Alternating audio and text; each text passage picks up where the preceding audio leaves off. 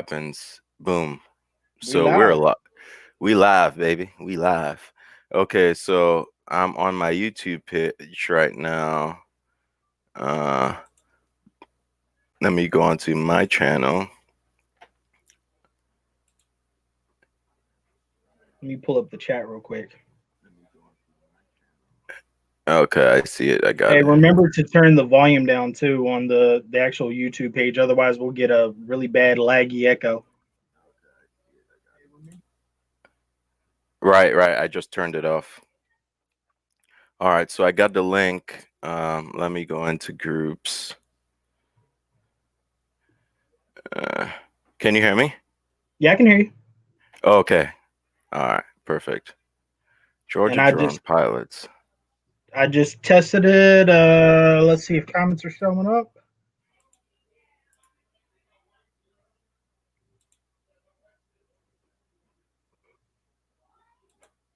Oh, hold on. Okay. Okay. So I see. I got Corey checking in. All right. I just posted it to the group. Okay. Yeah, comments are up and running. Everything looks like it's working fine. Yeah. You got 4 people in here already. Mm-hmm. Let's just wait for some more people to jump on. Mr. Crowley. Oh yeah.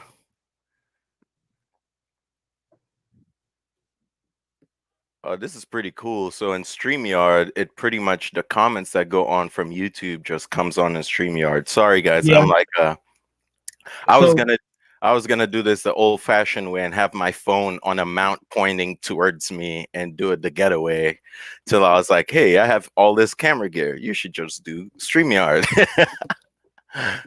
right. Yeah, Might as well yeah. put all that gear we got to use, right? Oh yeah, definitely.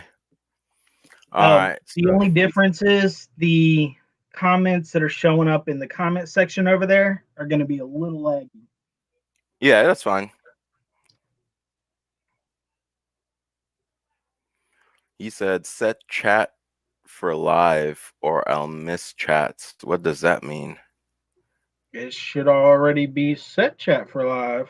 Yeah, because I could see both. I'm right here on YouTube on this side, and I'm on Yeah, I'm stream. watching the top chat right here. Yeah, Um, the only thing I can say that you can do is sometimes go into YouTube and right click on certain people that you want to help you moderate the chat and give them the little blue wrench. mm, And if someone gets on and starts commenting some mess, they can go in and help you moderate. add moderator. Boom! I made you a moderator. Okay. I'm gonna make Corey a moderator. Let's make everybody moderators. I'm just That's usually what I do, man. yeah. All right, so we got 6 people on so far. Gonna let it grow. I told everybody 8 o'clock, so we still got a few more minutes. Then I'm gonna turn and face everybody. I'm showing everybody the back right here. Uh, I'll switch around in a little bit. I was looking to see where your post went. I don't see it. Oh, Did it's you not. already drop it in Georgia yet? Yeah, I did. Uh, Yo, Corey, There it are is. you? There it is. You see it? Yeah, I see it now. Yeah. I was gonna say, if you know someone that's a moderator in the group, tell them to pin that for right now. Oh yeah, Corey is already on here. Oh, hey, we got Glenn about to join in. We can Glenn. have. Hold on. Hey guys, What's up, man? how you doing? Hold. Let me. Okay, go. Pause music. We can have like 6 people in here, Smalls. Yeah, I know. Who else should we put on here? Slade, what's going on, my brother? Sorry, my back is faced. I'm about to turn. Let me just organize this real quick. I just took this drone away from its spot.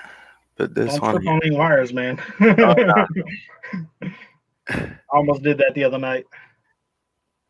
Oh, I'm throwing all my drones down now. Yeah, don't do that. They cost too much. Oh, they take a lot more of a beating than that. This was nothing. That's a like thing people like. I love to see when people see me like kick my quad or something. They're like, oh my gosh! I'm like, oh no. See, I mainly fly cinematic and DJI and stuff like that. So yeah. I'm just starting to get into FPV. Oh man, it's flying. Yeah. I like to fly. I just recently got a Phantom 4, and I'm really enjoying just the smoothness of it and how it flies, and like sending it far out and like checking things out. Like, it's pretty cool. I really like the exploring factor of it. The photography and stuff like that, it's not me. I like to fly. I do a lot of photography, cinematography, stuff like that. So that's mainly why I got into drones, was the photography and cinematography factor of it. And I think I'm the other way. I got in for the flying and the fun aspect of it. But gotcha. I do like I said, I do enjoy flying my Phantom 4. I mean, I love it. Oh, that's a one bad bird right there. The camera on that thing is phenomenal. Yeah, I'm learning how to use it now. I just went through some of the camera part settings, and went up to Burnt Mountain and took some pictures last night. I actually saw bears on my way home. It was great. Nice. You need to come over here. Let's set that thing up. Or did Travis hook it up for you? No, I just went online, watched some videos, took some notes, and then while I was out in the field, kind of said, okay, set this while I was out hovering. Make sure you set your return to home, not just land. Yeah, like return to home, like return to like the altitude instead of come down. Yeah, make sure you set your altitude for the return to home, and make sure you set your return to home location to return to actually where you are, not to just land it. Oh no, yeah. It comes back to me. Okay. But make sure you set your altitude too. It came back to me last night on the mountain. It came back to me last night on the mountain. Okay, I usually set mine to about 99 to 120 meters, somewhere around there. Mine is set at 120 meters. Okay, cool. Yeah, thank you. Look at you, Glenn. Look at you, man. I'm not liking it. To be honest, I'm not liking the learning curve again. Like I'm just starting to progress in FPV and be okay with knowing things and not having to look things up so much. And now it's back square one, you know. Hey, that's where I'm going to be when I start flying FPV. So I feel your pain. Yeah, I mean, but it's not a painful learning curve like FPV, though. True. It's not, as long as you don't crash it, it's not as an expensive one either.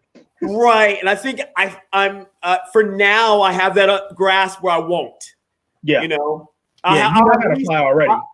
I have least percentage to do that because it's going to happen. It's going to happen. Hopefully not, you know, but it's probably going to happen, and I'm okay with it. Yeah. You know, I know how expensive it is. I've crashed enough drones to be okay with crashing $1,000 drone. Yeah. I'm okay with that. All right, so it is 8:01, fellas. It is time to get down to the nitty gritty. All right, so as everybody, hey, Corey, is it possible to like pin the post that I put up for the live on Facebook so everybody coming on could see it?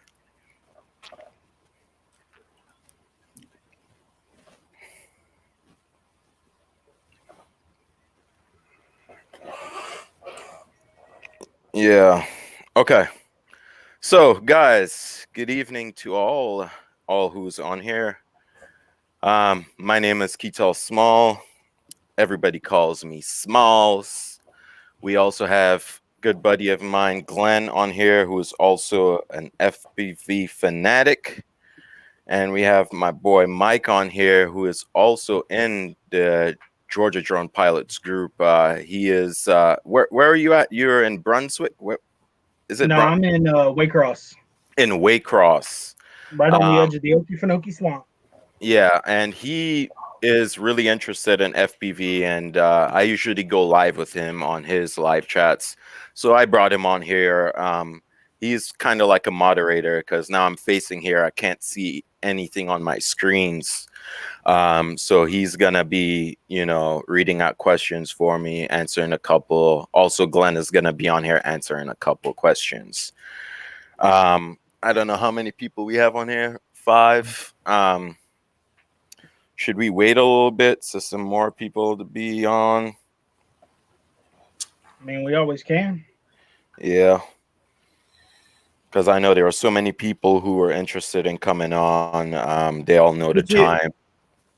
Yeah. Did you you mind if I share it? Did you Yeah, I mean, share it. Share it in more. where do you have it shared? Well, pretty much this live is mostly for the Georgia drone pilots, like more to get all of them who are interested in getting into FPV.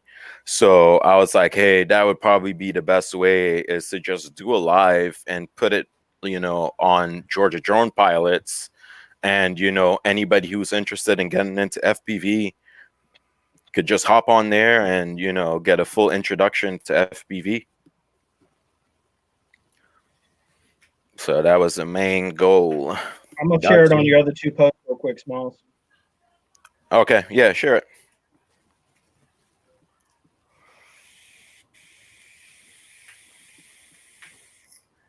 Yeah. Glenn, man, what's going on, man? I'm off. We haven't ripped in a while. I know. I've just been focusing on those Those gigs. the gigs, the events, and also Right. trying to get myself out there to do some commercial work with the Phantom. Some of the Right. mapping jobs that I thought I had haven't panned out. I am Okay. sending a test map out to a company that Travis set me up with. Okay. See how that goes. Right. So I'm doing what I can do. But Right. definitely, I think I'm flying with Schizo tomorrow. Oh, nice. Tomorrow at 1 o'clock. I didn't really tell anybody this, but I kind of started a whole different company with this guy.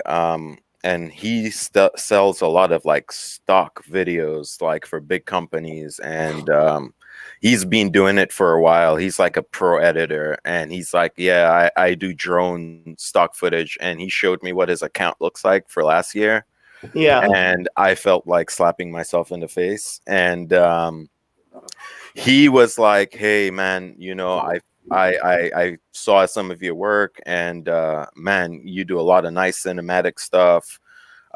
He wants to add like stock video footage of FPV.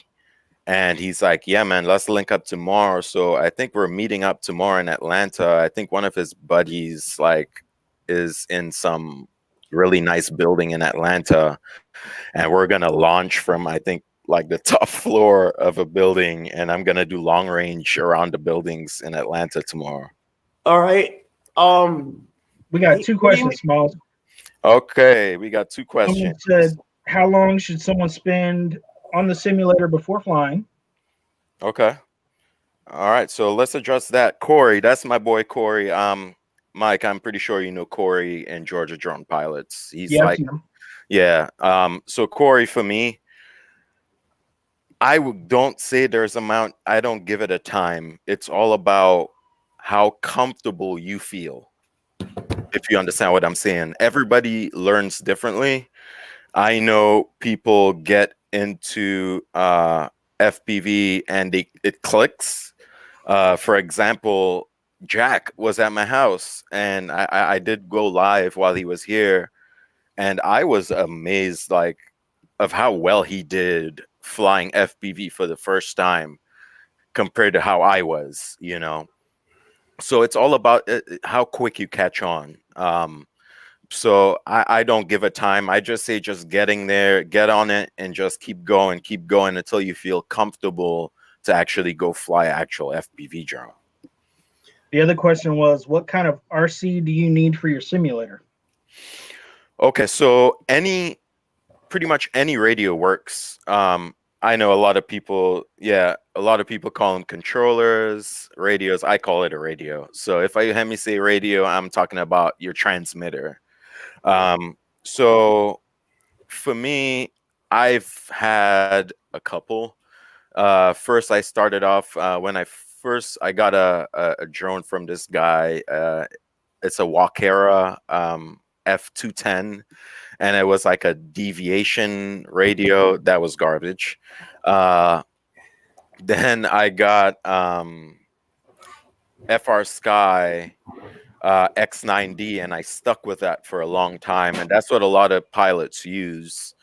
I'd say whatever you feel comfortable. There are different ones. There's different sizes. I have a couple here. Let me grab them real quick so I could show Glenn's you got guys. one held up.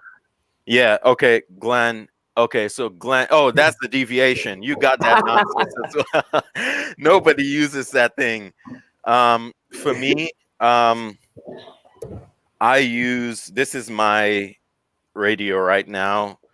I don't know if you could see it. It is the TBS Tango 2. My reason for going with this is I'm a thumber. So I know a lot of you guys who fly, DJI drones, y'all fly with your thumbs. And these bigger controllers, some people, it's so big in the hand. It's kind of, for me, I could have done it, but this feels more natural to me. It's smaller in my hand. It's a nice grip. I could thumb all the way and reach like my endpoints instead of having to move my hand up. So for me, this is what works. Also, this is TBS. We'll get into all that, but I'll tell you another reason why I got this small one. TBS is Team Black Sheep. They're a company who's like the leading company in FPV with all their products. Yes, it's pricey, but it's the most reliable. They make the most reliable products for me. There's something called Crossfire. It's they make the receiver, and usually people get the modules and stick on the back of their radios. This is all built in, so I don't have to have a big radio and have another module on the back draining my battery. This is just all one piece and connects to everything that I have, which is all Crossfire. Mind if excuse me, Smalls, you mind if I go back real quick about the simulators? Yeah, go ahead. So Smalls and I have a different introduction into FPV. Learning wise, I spent a lot of time flying drones and crashing them. I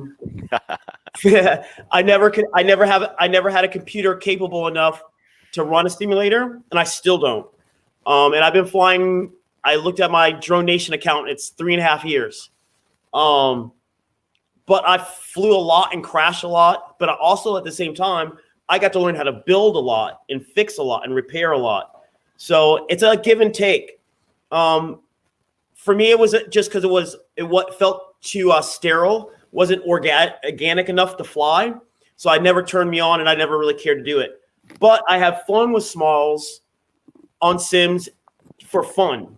I can't see myself practicing doing it because I like being outside. The controllers, like Small says, he flies Crossfire, which gives you a very reliable link at 900 megahertz. I guess it moves bigger bands, right? It's a bigger band. Yeah. So it has penetration and distance, where I fly 2.4, which is faster. Doesn't give me the range or the penetration, but I don't fly that style of flight. I like proximity to myself. I'm a little older, and I don't like to walk far when I crash. And I don't like, that's just the way I like to fly, my style of flying. And that's another thing you have to think about when you get into FPV. What do you want to do? Right. You know, you want to just fly around your yard nice and slow and fly through the bushes and creep real low and stuff? Or do you want to have a powerful, really fast drone that's very maneuverable and go through things in race? Or do you want to do acrobatic stuff? Or do you want to do what Smalls also does is long range, slow, well, not slow, relatively slow, cinematic flights, you know? So those are the things I would ask myself again before getting into it, because I spent thousands of dollars on this and that and this. And now I have 4 flying drones right now. That's all. That's it. And that's besides, and that's not including the Phantom. Right. You know, I have my 2 freestyle rigs that are identical. Can beat them all up, identical quads. So I don't have to worry about different motors or anything like this, all the same parts. And then I have a little micro. I fly, that's my practice quad. It's ultra light, so when I crash it, there's no mass, so it doesn't break as easy. So I can beat on it really good, learn new tricks with that way. And then I have my Cinewhoop that I fly inside or nice and slow cinematic stuff, and then the Phantom. And one race quad that's kind of stuck on a mountain. No, the one you just got? Yeah. Oh my God, Glenn. I know where it is. It's right below the lookout. It's just way down there. Glenn. I got some rappelling gear. Yeah. I think that it was all dry vegetation going down. If it was actually grass and kudzu to hold on to that was alive, I could go down there and go get it and come back up easy. Well, that's what I'm saying. I do the whole outdoor thing. I got rappelling gear. Oh. Okay. Oh, yeah. You and I need to talk. Yeah. Yeah. So Smalls can tell you I do the whole outdoor survival. I teach survival classes, all that stuff. Oh wow. So, okay. I have probably a couple $1,000s worth of survival gear. I also assist with search and rescue in the county and stuff like that too. So. Oh wow. Okay. That's really neat. That's cool. Yeah, I'm glad. that's why he's on here, because he has a lot to add to a lot of things, not only FPV. He's here to learn FPV, and he's also here to share a lot knowledge of what he does as well.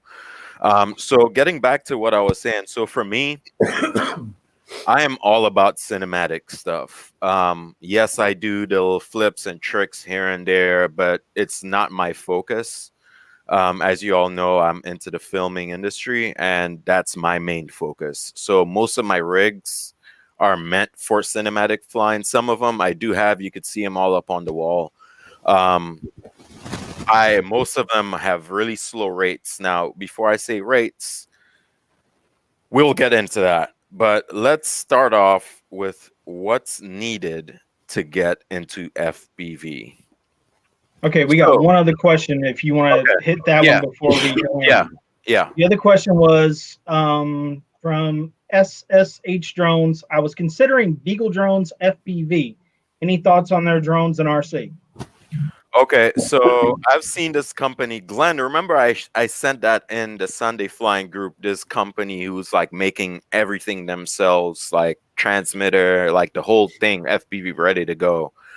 I personally have never really looked into that, because for me, I do not like buying bind and fly drones. Bind and fly means you have your radio, you have your goggles, you go to a company, they build the whole FPV drone for you, and you just bind your radio to it.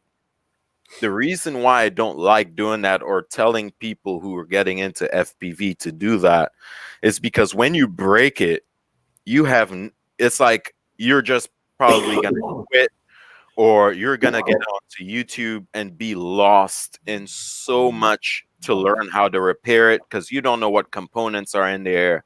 So for me, I say if you're going into FPV, build your first drone, get all the components, which we will go over what you need, and just build your own drone. Once you build it, you know how to fix it, you know how to unsolder, you know how to resolder.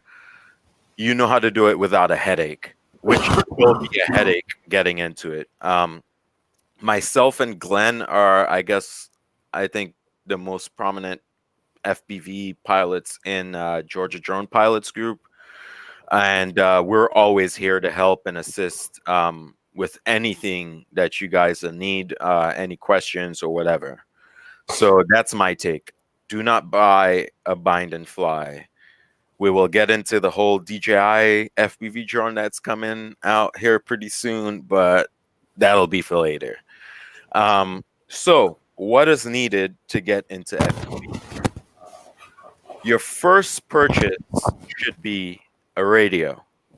Buy yourself a good transmitter. Reason for that is you could use it in a simulator. There are three main simulators out there right now, which would be Liftoff, Velocidrone, and what's the other one, Glenn? Liftoff, Velocidrone, DRL, and DRL. DRL and BCL, and those are on gaming platforms, I think. Besides Steam. Yeah. So yeah, Steam. Thing is also on Steam as well. Liftoff is on Steam. But I know DRL and the other one you could actually play like on an Xbox or something. I don't really care for that because you use an Xbox controller. I just don't think that's right to me. It's not gonna feel the same when you have an actual transmitter in your hand.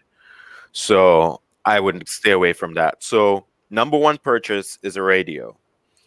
Number two purchase is getting yourself a simulator. For me, I have both a Velocidrone and Liftoff. I prefer Liftoff. Um, a lot of people say Velocidrone is a lot more real feel, and Liftoff is a little bit more floaty. But that's up to your judgment. For me, I prefer Liftoff. Liftoff is $20, and it's a one-time payment. Which is gonna think of it like this: you spend $20 and you could crash infinity amount of times. You buy a drone and go fly, you crash once, you're gonna end up buying parts. Like Now,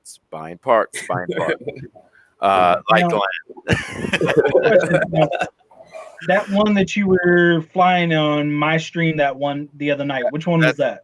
Liftoff. I only play Okay. Liftoff. I don't even think I have, I've purchased Velocidrone, but I don't even think I have it on that computer. It was on my MacBook Pro. So with that one, another thing that you were saying too, can't you basically design the drone that you want to fly in Liftoff and then Yes, practice with that drone?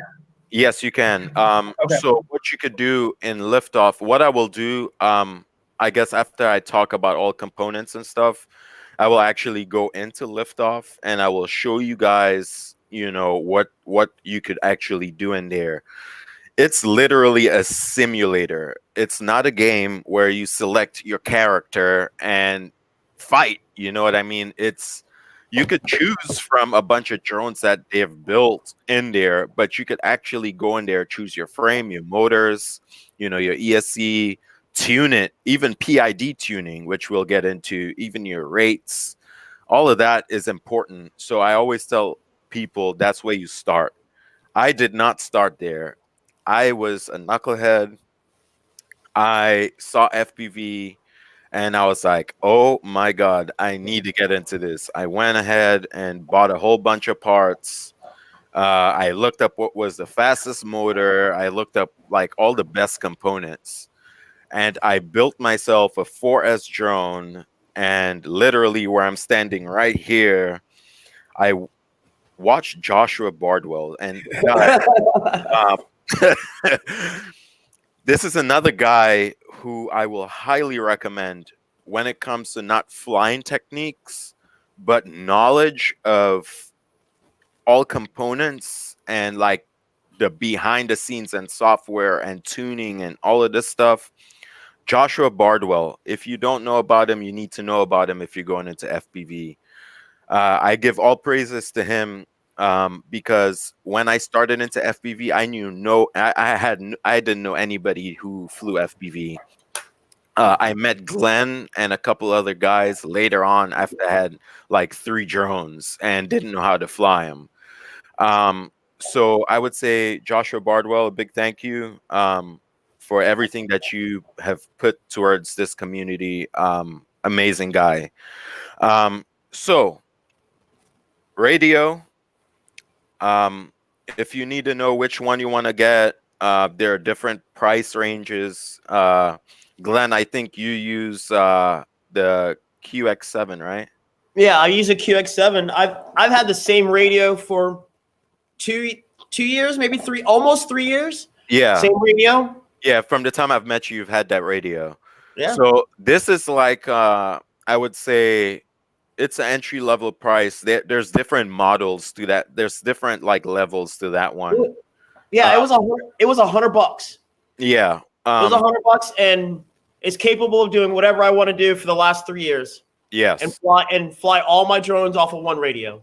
Yes. So there's different price ranges. The one I have is 299. Is 199. I have the Pro to what I have. There's also one for 169. The only difference is the gimbals don't fold down. Uh, I just like getting the best of everything. But there's different ones out here, guys. If, as I said, I'm always here to help. If you need help choosing them, I'll be here to help you and tell you the difference. The difference between these radios, really and truly, are the gimbals. There's things called like your regular gimbals and Hall gimbals. Hall gimbals are a lot more sensitive. They're a lot more accurate and they last a lot longer. Pretty much, right, Glenn? That's what I think they are. The differences between them. Next thing I would say, you need to build an FPV drone. You need yourself a frame. Most FPV drone frames are carbon fiber. Lightweight, and they're pretty strong. Some of them are not as strong. There's different types of carbon fiber, but it's your choice. There's different prices. You could get them on Amazon starting from $30, and there are frames that range up to 100 and something. The bigger you go, the more carbon you have, the more expensive it's gonna get. So here I have a drone that I kind of opened up. I don't know if you guys, how clear is that, guys? Can you guys see? Let me try to pop this or just bend it forward. So in here, this is one of my frames. It's missing the top plate, but as you can see, it's all carbon fiber. You mount it up, and all your components go on here. So your frame, you need a flight controller. I have one sitting on here for demo. Hey, you got another question here, Smalls. Yeah. It says, so are the gimbals interchangeable within the controller? Yes, they're, when I say interchangeable, so for me, when I had my X9D, it was a regular X9D, not like the Pro or the SE. What I did was I just bought the Hall sensor gimbals, took out the plastic cheap ones, and threw the Hall gimbals and the Hall sensor gimbals in there. That's why I have this here. This is a standard gimbal in the stock radios that come in the Tyrannuses. They're not as smooth. So when the feel of them, but that's down the road. Yeah. Yeah. Beginner. I mean, if you want, you could just get them from start. But it's up to how deep your pocket is, pretty much. So it's a subtle. To me, it's a subtle change, but was worth it. Yeah. But it doesn't necessarily affect your flying besides the feel of the sticks. Right. All right, you got another question here. Mm-hmm. William Hanley says, are the controllers specific to another component, i.e. flight controller? Are there a bunch of different variations to choose from? Okay, so this is what I would say. The radio does not have anything to do with the flight controller. The radio binds to a receiver. So let's say you have a Tyrannus, FR Sky Tyrannus radio. You would have to get FR Sky receivers, and they would bind and talk to each other. So for me, I have Team Black Sheep Crossfire, so I have particular Crossfire receivers. So that's how it works. You can't just interchangeably, unless there's this new company. Uh, what is it? Is Radio Master? Not Radio. It's Radio Master and what is it? Jumper, Jumper.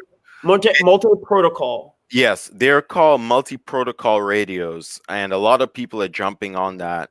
And it will bind to a lot of different types of receivers, Spectrum, those little toy drones you buy, in the mall or wherever off Amazon. They will bind to pretty much anything apart from like Crossfire. Crossfire, nothing but Crossfire will bind to Crossfire, which is why I love them. So what Smalls was saying is this is a receiver. This happens to be an FR Sky protocol receiver. The radio I showed you, like this is Spectrum. Spectrum runs on its own protocol called Spectrum, and they're all 2.4. Again, with something different as what Smalls is talking about, which is 900 megahertz on TBS is Crossfire system. Yeah. Okay, so to go with this question, William also asked, does the drone need its own dedicated receiver, or can you pull the receiver out of one and put it in another? Sure can. So this is one of my receivers. I can put it in. These all have this same receiver like this inside of it already. I can pull it out and then bind it. Actually, Smalls can come over with his radio, plug it in, push a button, and bind it to his radio if he had an FR Sky, and he can fly it. So it's interchangeable between drone. It's just soldering 3 wires. I don't know here. So there's what I think he's saying is, can he just buy one receiver and switch it between the drones? But from what I understand, it's soldered to the drone, so switching it out really wouldn't be a good option. You need to have multiple receivers. You could make it plug it. You could make it plug and play. You could unplug and plug it back in, but it's $12. Yeah. Okay. $12. Yeah, $12. Yeah, it's worth it just to get. $12. Yeah, and you don't want to be. I'll show you what inside a FPV drone looks like. You don't really want to be soldering, because on these pads, if you don't know what you're doing and you leave a soldering iron on there, it will lift the pad, and then that UART is gonna be pretty much gone. But let me just show you the components. So far, you've seen a radio. You've seen what else? That's it, right? So pretty much this is a flight controller. Is it focusing on it? Not too sure. No. Put your hand behind it like this.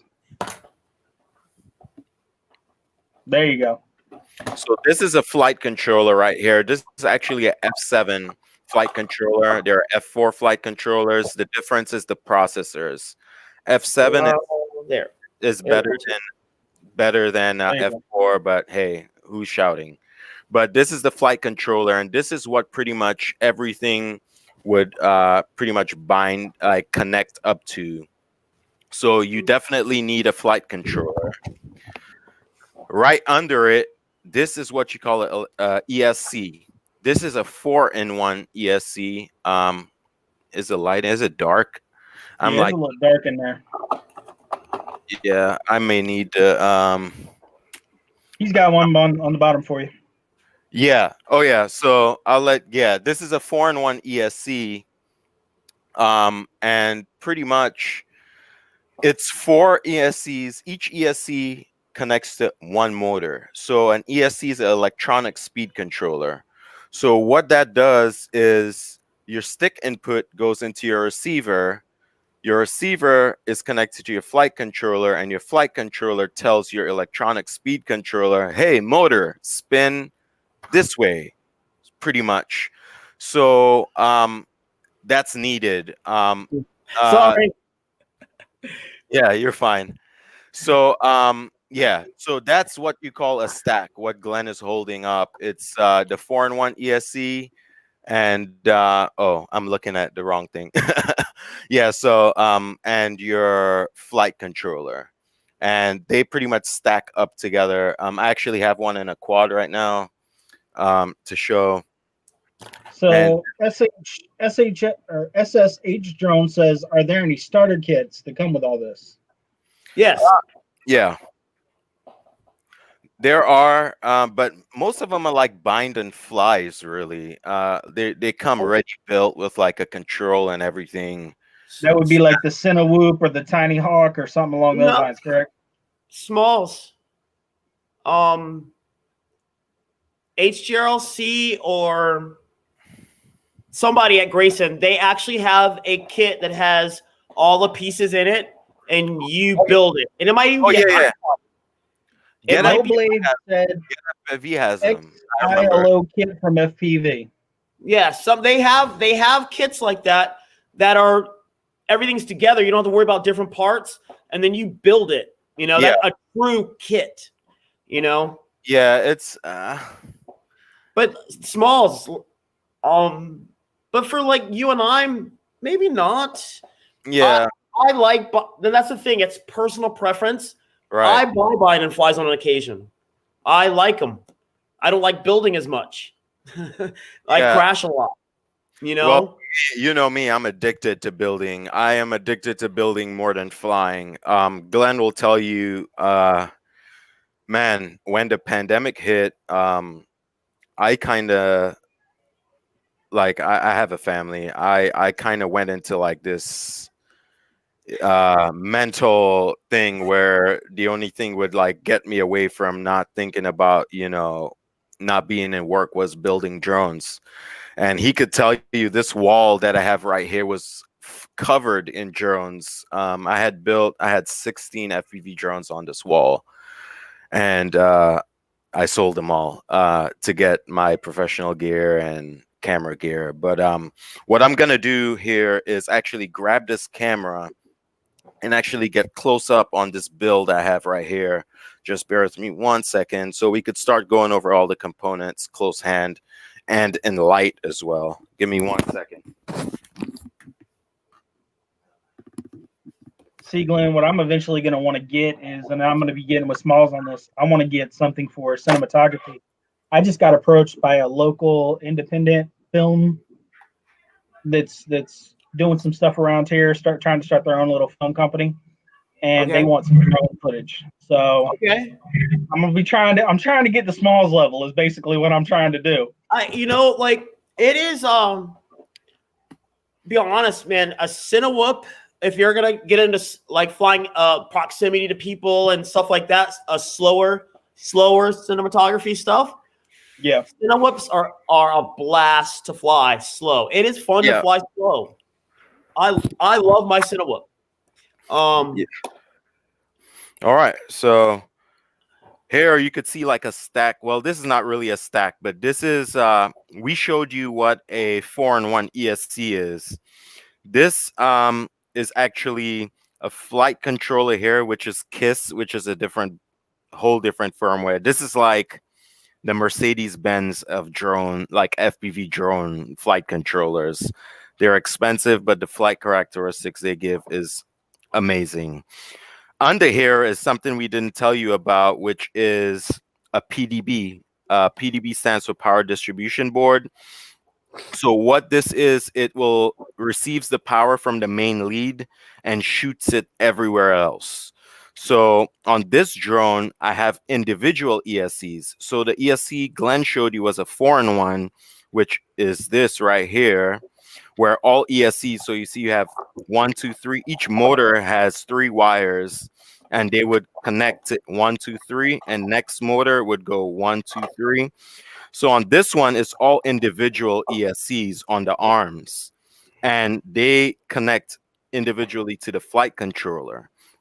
So a lot of people like individual ESCs because the thing with 4-in-1 ESCs is when one ESC goes bad, this whole thing is pretty much trash, like this one is. But this is what the inside looks like. So here you could see this is my receiver. It's covered up. This is a Crossfire receiver. I am DJI Digital. So this is what we is my it's called Cadex Vista.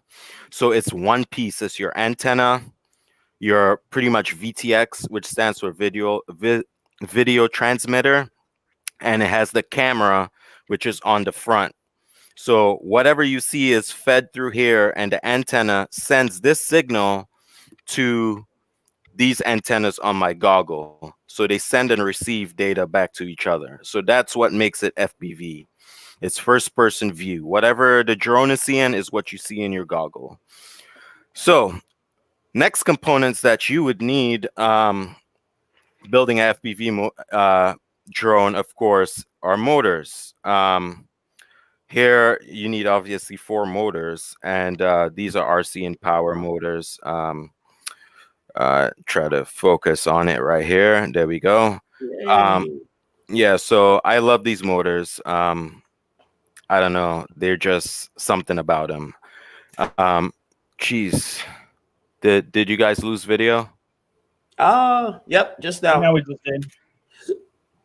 Looks like Okay. it came unplugged. There you go. Yeah, There we okay. are. So yeah, so this is what you need. You need 4 motors.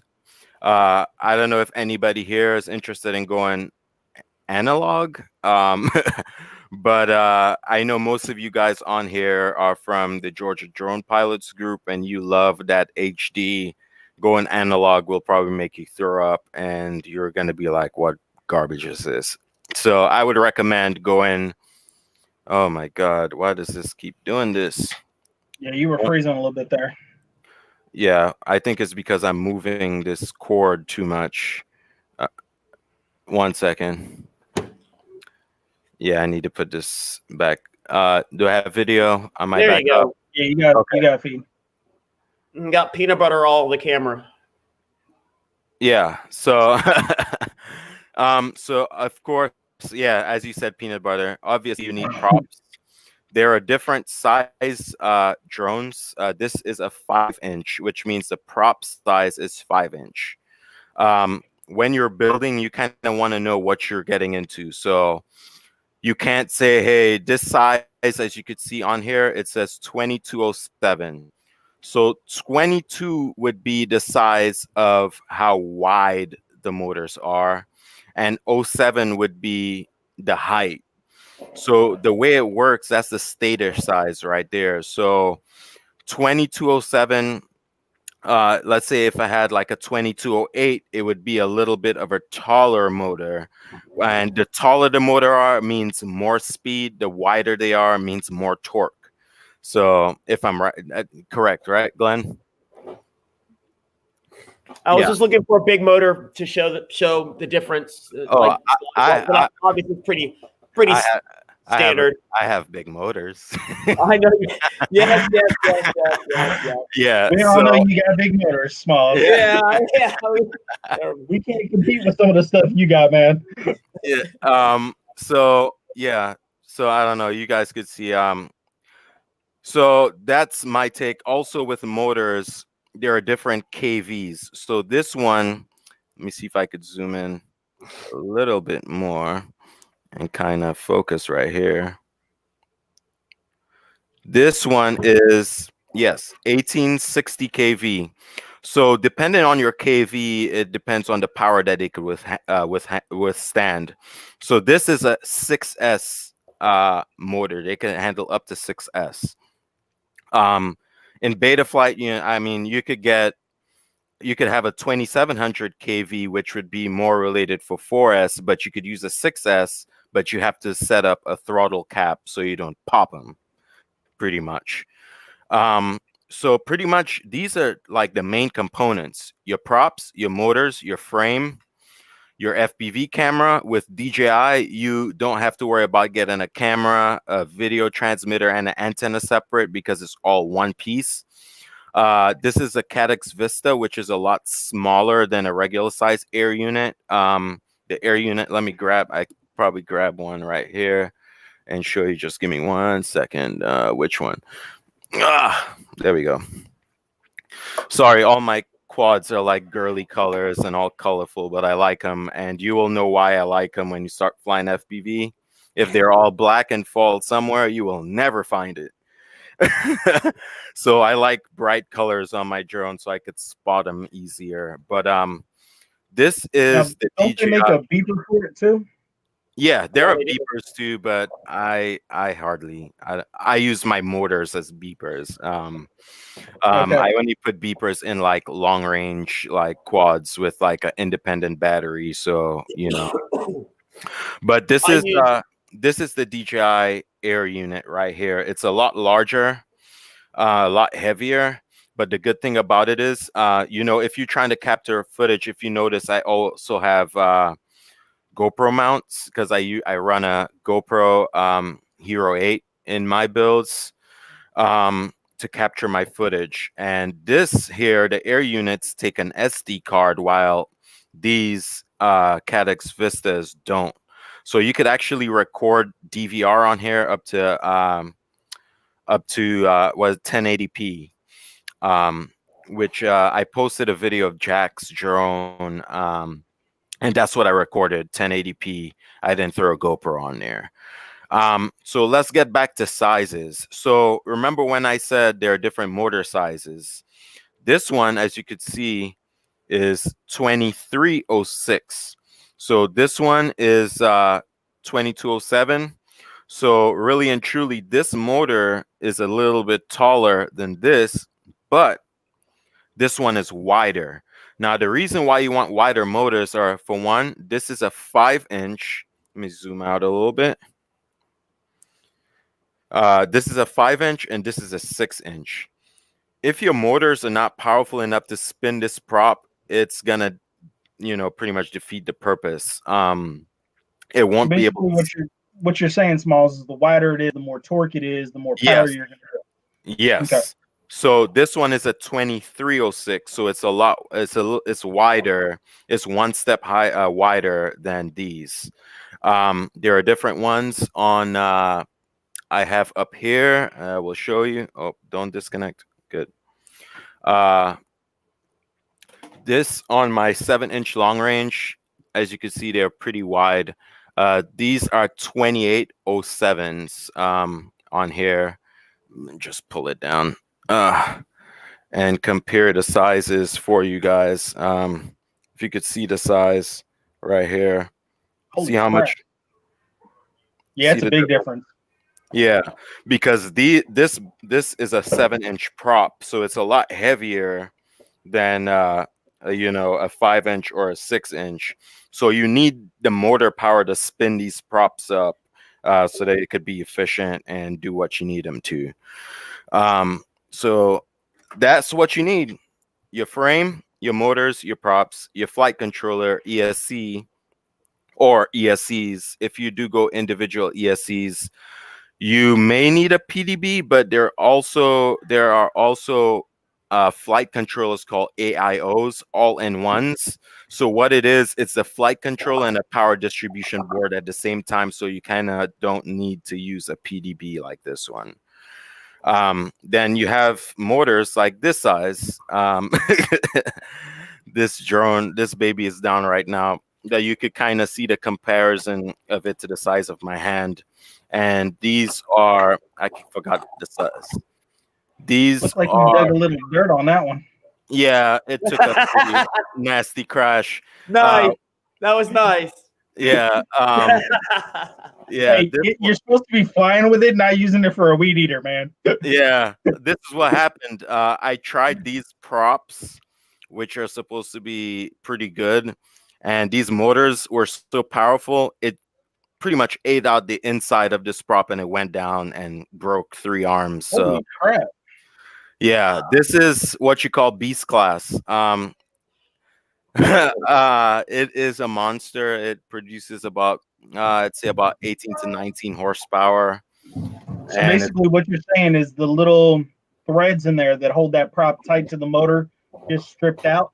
no, the actual inside of the prop, like That's what I'm saying. The inside of the yeah, prop that has yeah, the teeth that holds it to the motor just ate yeah, out of there.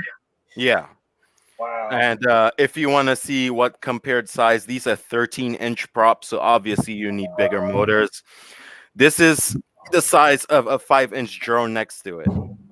Holy shit. Yeah. These are the same motors as I told you. I like these motors. RC and Power. They're I love them all together. But we'll get back to this guy. So There's guys, another example too. yeah, 10-inch prop, 10-inch bi-blade, and a 5-inch prop. See how much bigger they are? yeah. So that's what you need, man. Getting into FPV. Remember, you want to make sure you get your radio first, get a simulator. Um, just get some practice in before going out and breaking these things, because they could cost you some money. Okay, so you got another question from Rob Thunder Drones. It says, "Can Rob. all your FPV drones do flips and loops?" All of No, them. What did he ask? all of them are capable of.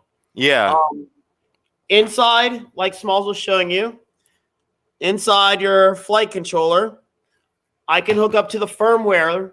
Smalls, I think you're running Emu Flight. I run Beta Flight.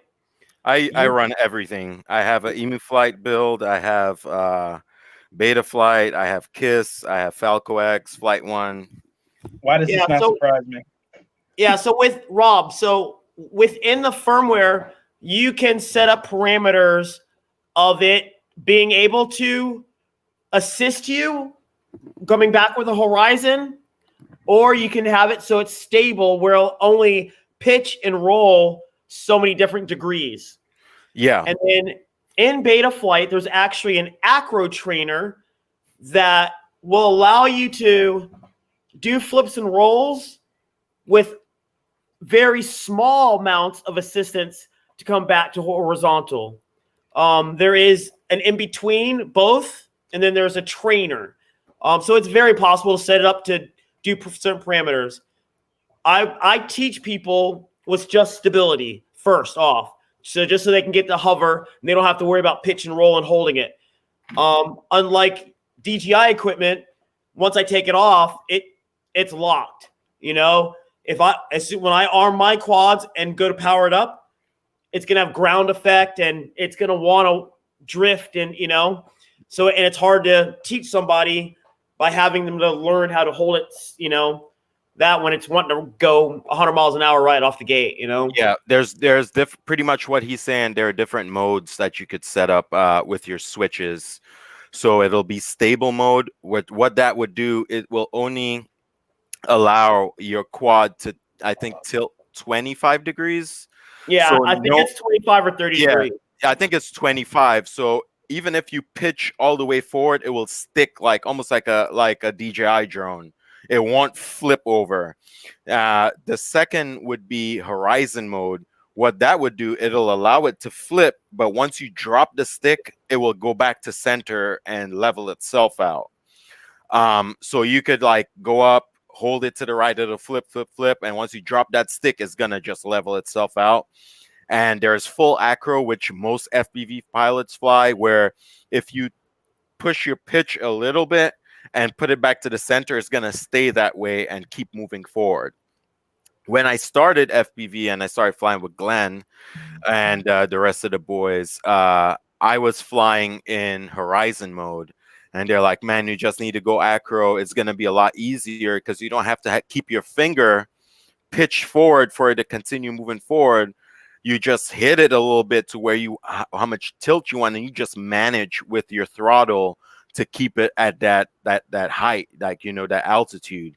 And it made complete sense to me. And that's when I actually got on a simulator and noticed that, man, this is a lot easier to fly on acro once you understand what the controls do. And man, it's, for me, I will tell anybody getting into FPV, as I said, get on the simulator and start in acro, because once you start flying in level and horizon mode, it's going to be harder to switch from that to acro, if you get what I'm saying. But you're in simulator, so you're going to crash and not break anything. So that's my take on that. what am I gonna do here? Yes, this is what I'm gonna do right now. I am actually gonna go into different. Geez, I just realized I kind of to do that. Smalls Yeah. and everybody else. I have another arrangement. Okay. Yeah. I've got to take off. Um, I will love to do this again. Thank you for having me, guys. Oh yeah. It was finally nice to meet you. I've seen a lot of your posts, and Nice to meet you too. I hope we get to fly together one day. Hey, Oh yeah, yeah. man. Hey, and sometimes I have a live stream every Saturday night. So if you're ever free, man, hop on. And I've got a bunch of guys from Florida and guys that do FPV. We do a live stream every Saturday night. So if you want Okay. to come hang out and chat, Pauls comes in there and hangs out and talks sometimes. So I like that. Thank you very much. I Oh appreciate yeah. that. Oh yeah, Glenn. He has a pretty big following as well. And the guys a lot of the guys who get on there are interested in getting into FPV. Awesome. So yeah, I think Saturday. Do I have anything to do? Yeah, I'm going to Six Flags with the kids. So I should be back by 9 o'clock. So Glenn, if you're free, we could hop on there. Yeah, And I definitely hop on. Sounds love to good. have you, man. I'll see you guys Saturday. all All right, right, man. buddy. All right, take Peace. care, guys. Good night. Yo, Glenn, hit me up tomorrow. Let's link up. Yes, sir. I will. All right, buddy. All right, then. Bye. Yeah. Yeah, so I think I've showed you guys all components that you need to build an FPV drone. So ag- while I so- have you here, Smalls, I got a question for myself. yeah, You know what I'm planning on doing. yes. What would you recommend for me to get for doing the cinematic stuff? Because, like you, I'm going to be using this to capture video mostly. Okay. I'm not going to be needing something to do any kind of crazy, super crazy stunts. I want a little bit of speed with it. Right. Something a little faster than my Mavic. If I want to be able to chase a car or something like that, or want a little bit of range with it. Yeah. So this is what I'm gonna say. Pretty much any drone could fly cinematic. The cinematic aspect of things is your rates, which I'm gonna get into. I'm actually going to share my screen and actually plug in FPV, one of my drones, and explain what rates does. Okay, so once I get in there, matter of fact, let me do that right now. You guys are gonna lose me for a little bit because I'm gonna have to use this cable from my Canon to actually plug into one of my quads, and I'll just share my screen. I'm about to do that right now. Man, I got to send you some cables. Yes, you do. I think I got a few laying around here. I'll see if I can find them and get them shipped Okay. off to you. Are you guys seeing my screen right now? Yes, sir. Okay, just It's going to take them a minute to catch up to your screen, but I can see it already. Okay.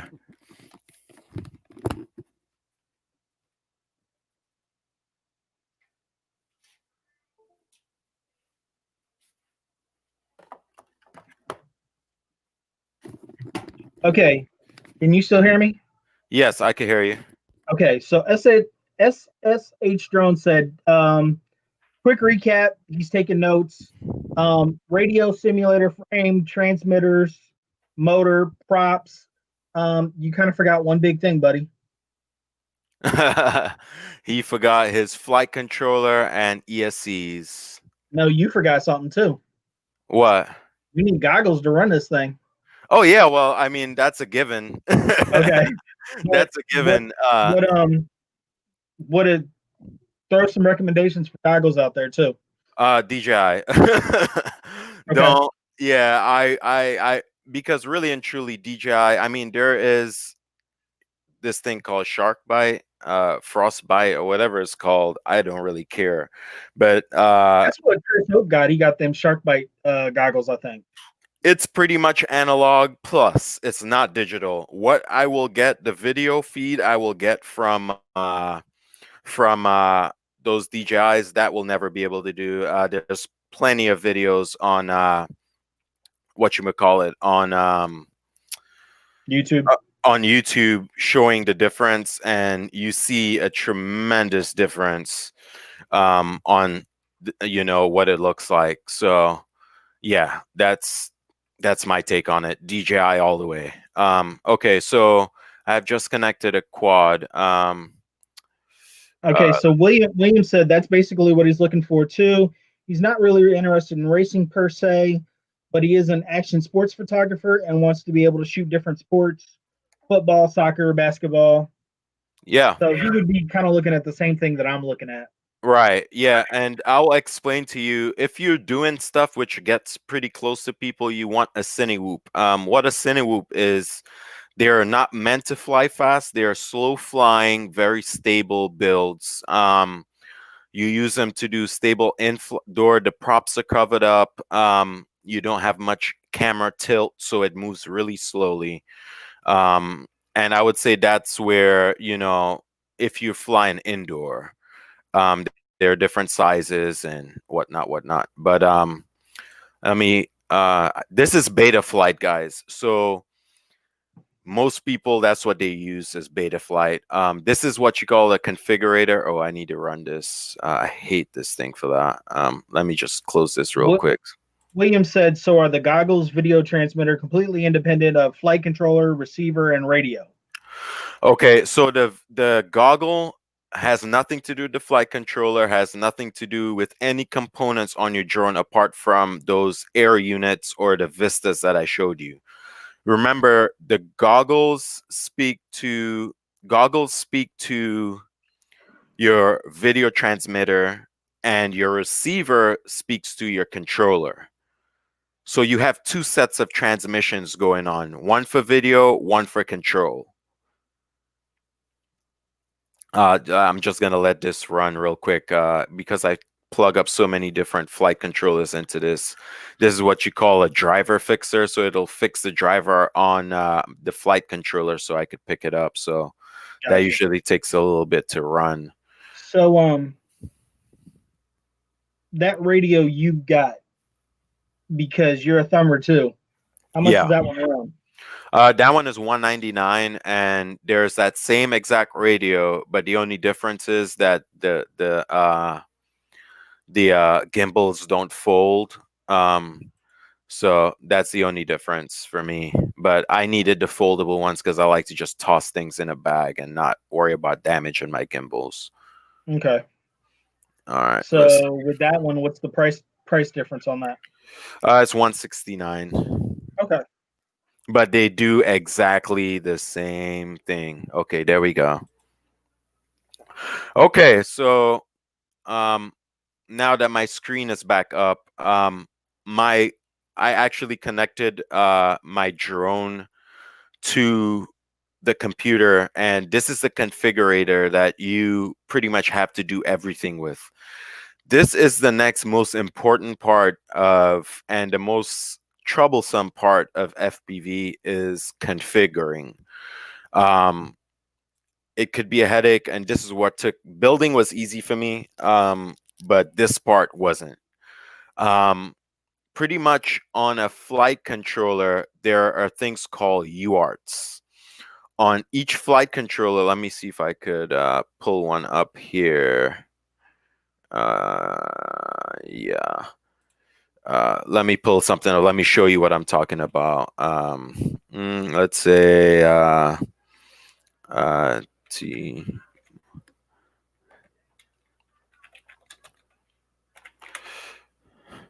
Okay, so let me get images. Boom. All right, so this is what the flight controller I showed you guys. So a UART would be anywhere you see R or T. R means receive, T means transmit. So you remember you're receiving and sending. So your video transmitter, which would be a VTX or the what you might call the air unit or the Vista, they will have an R and a T coming out, a receiver and a transmitter. Usually, when you solder them up, the receiver, the R from your video transmitter would go to T, which would mean transmit, and the transmit from the video transmitter would go to receive. So they talk back and forth to each other. So on here, you could see there's R1 right here. And no, so that's R4, T4. Then you'll see somewhere else again, R1, T1, R3, T3. These are called UARTs, and there's R2 and plug in the pin version right here. And this is, you see where it says HDV, this is meant for the DJI because the DJI comes with a plug. You just plug it in there and the rest is history.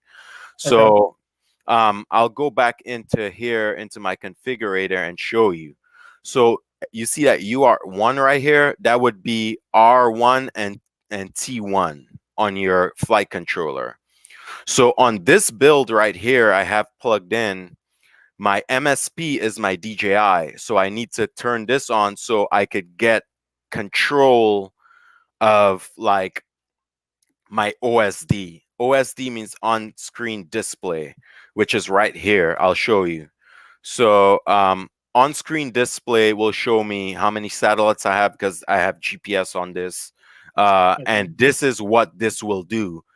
I set this up for the flight controller, and because I have the R1, T1, you know, going into there, that's how I'm able to get this information to my goggles so I could see this, my battery voltage, you know, my connectivity, my what they call it, RSSI, you know, and all this information. If I did not have this turned on in my OSD, I would not be able to see any of what I set up in my OSD. If you understand. So that's basically your telemetries almost. Yes, correct. Correct. So if you notice right here, everything else is off, and I have this right here turned on, which is serial RX. The receivers that you connect, like for me, I have Crossfire. I soldered it to T4 and R4.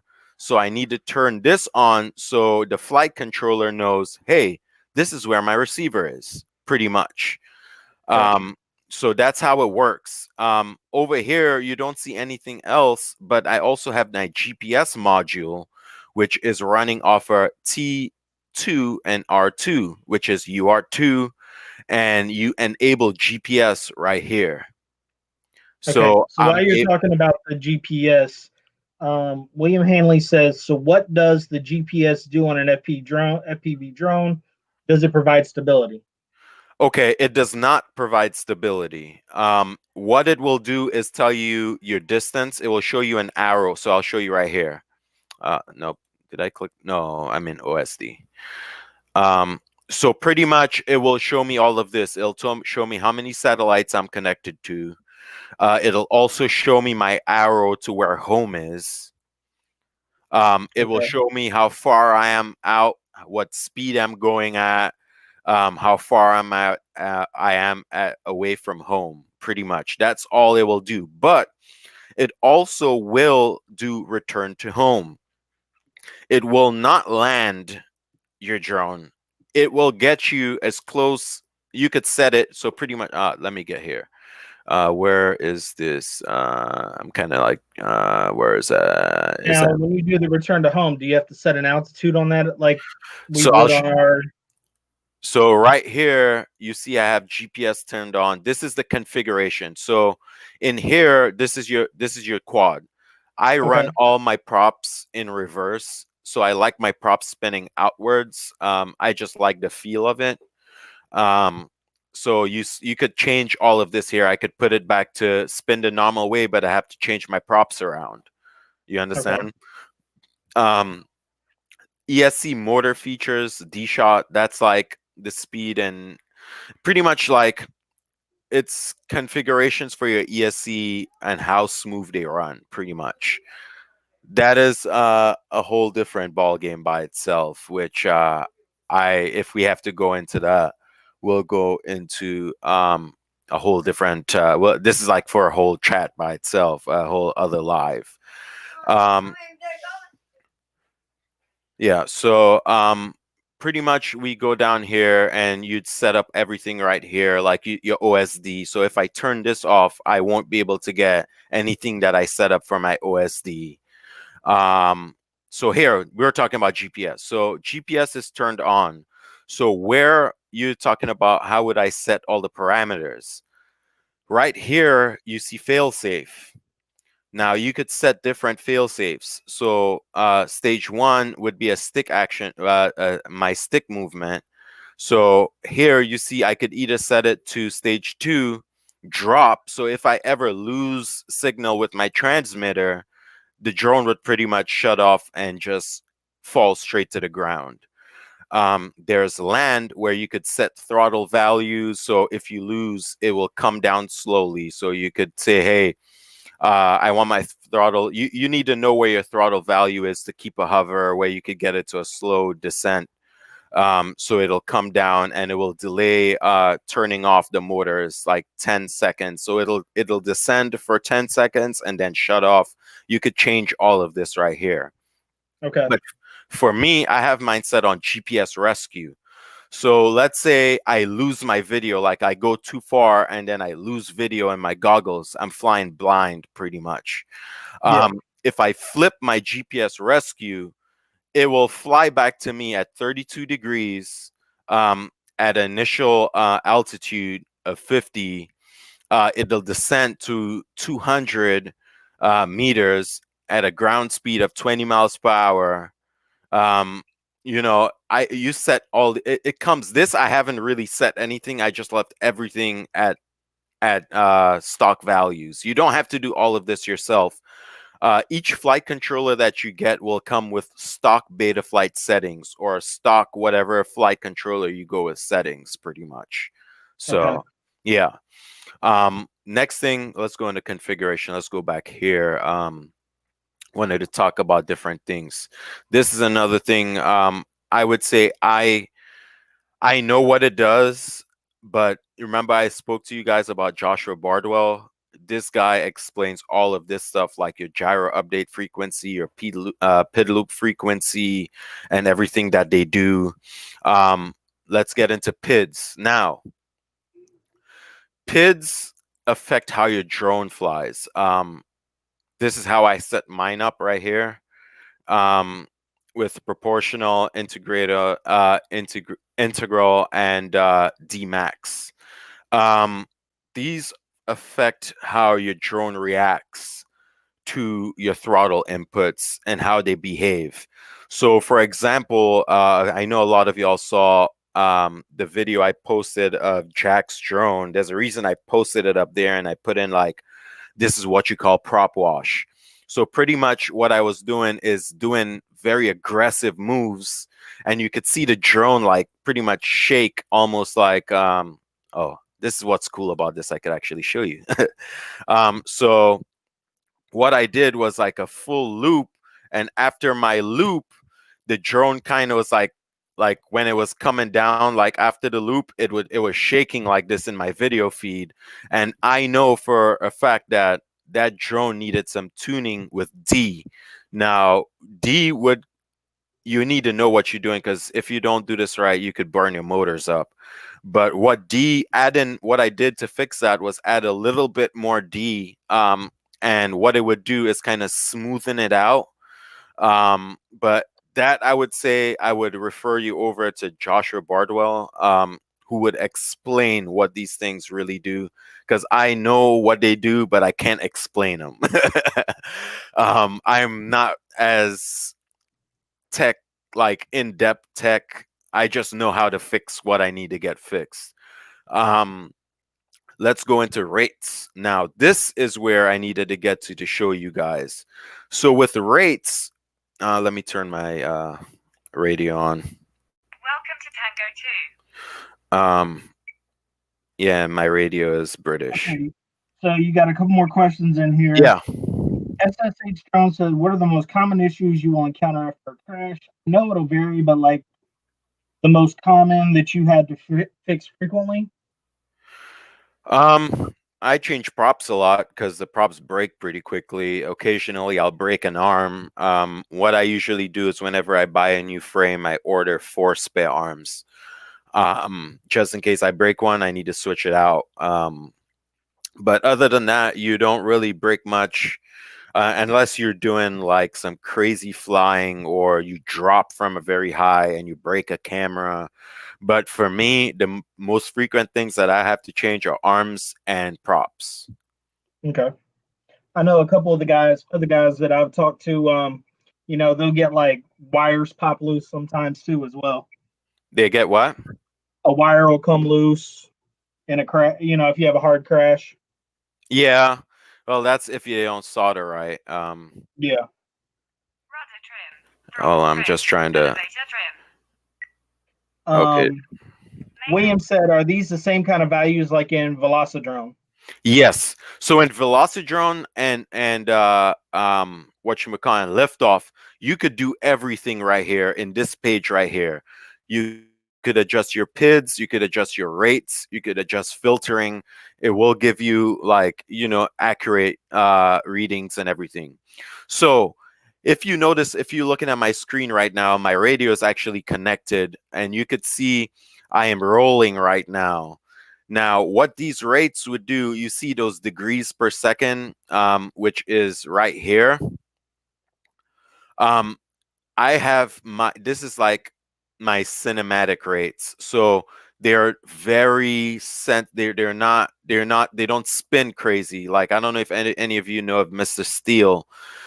His value here would be in like 1,000 plus because he likes very quick twitchy style feel. For me, I like very smooth feels, and this is what you do. This is how you set like your degrees and everything right here. Now, your expo, I like adding expo. So what that would do, if you could see, if I add expo, I'm at 33. If I add expo, it flattens this line. So which means on my roll, from my center stick moving outwards, it stays flat and then starts going with the curve. So in your center stick, if I do little fidgety moves like right now, what I'm doing, you could see the quad in the corner is not doing much movements. Now watch if I put these values to flat, like 0. So, okay, the Expo would work the exact same as the Expo on our DJI Yes, one, just to mess yes, with it. pretty much. So you see Okay. right now how it's a lot more like responsive in the center stick. So that, Basically, your Expo, you can change that for a more aggressive turns, yes, or correct. you can change the numbers for a more mellow flight. Right, from a mellow flight. So for me, I like very slow rates, because I like flying cinematic. I don't like very twitchy, like I don't like the twitchiness. Like I And see, love. that's when I went into my, and I know the DJI drones are nothing like this, but I actually went into my DJI drone and I changed my expo rates to slow myself down, Yes, to get that more cinematic feel in my videos. right. So yeah, that's what I would So this is I've learned about that a little bit, because before I went in and started screwing around with settings, I spent a lot of time doing some research on that before I went in and messed something up. right. So here is like your filter settings. Like I would say for a beginner, I wouldn't jump into any of that unless you start flying and you really want to fine tune. But this is like all your filters, and once again, anything to do in PID tuning, I would say refer to Joshua Bardwell. He has like a whole what they call them, like a whole list of videos you could watch with PID tuning of him explaining what they all do and whatnot, which he'd do like a million times better of explaining than I would. So this is it for like really what I could explain on here, in like your configurator for now.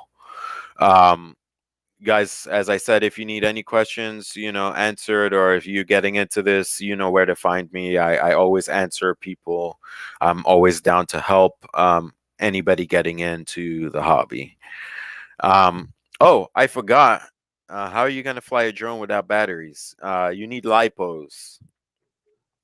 You need lipos, and you will need a lot of them. They are not like DJI drones where you get up in the air and fly for 20 minutes.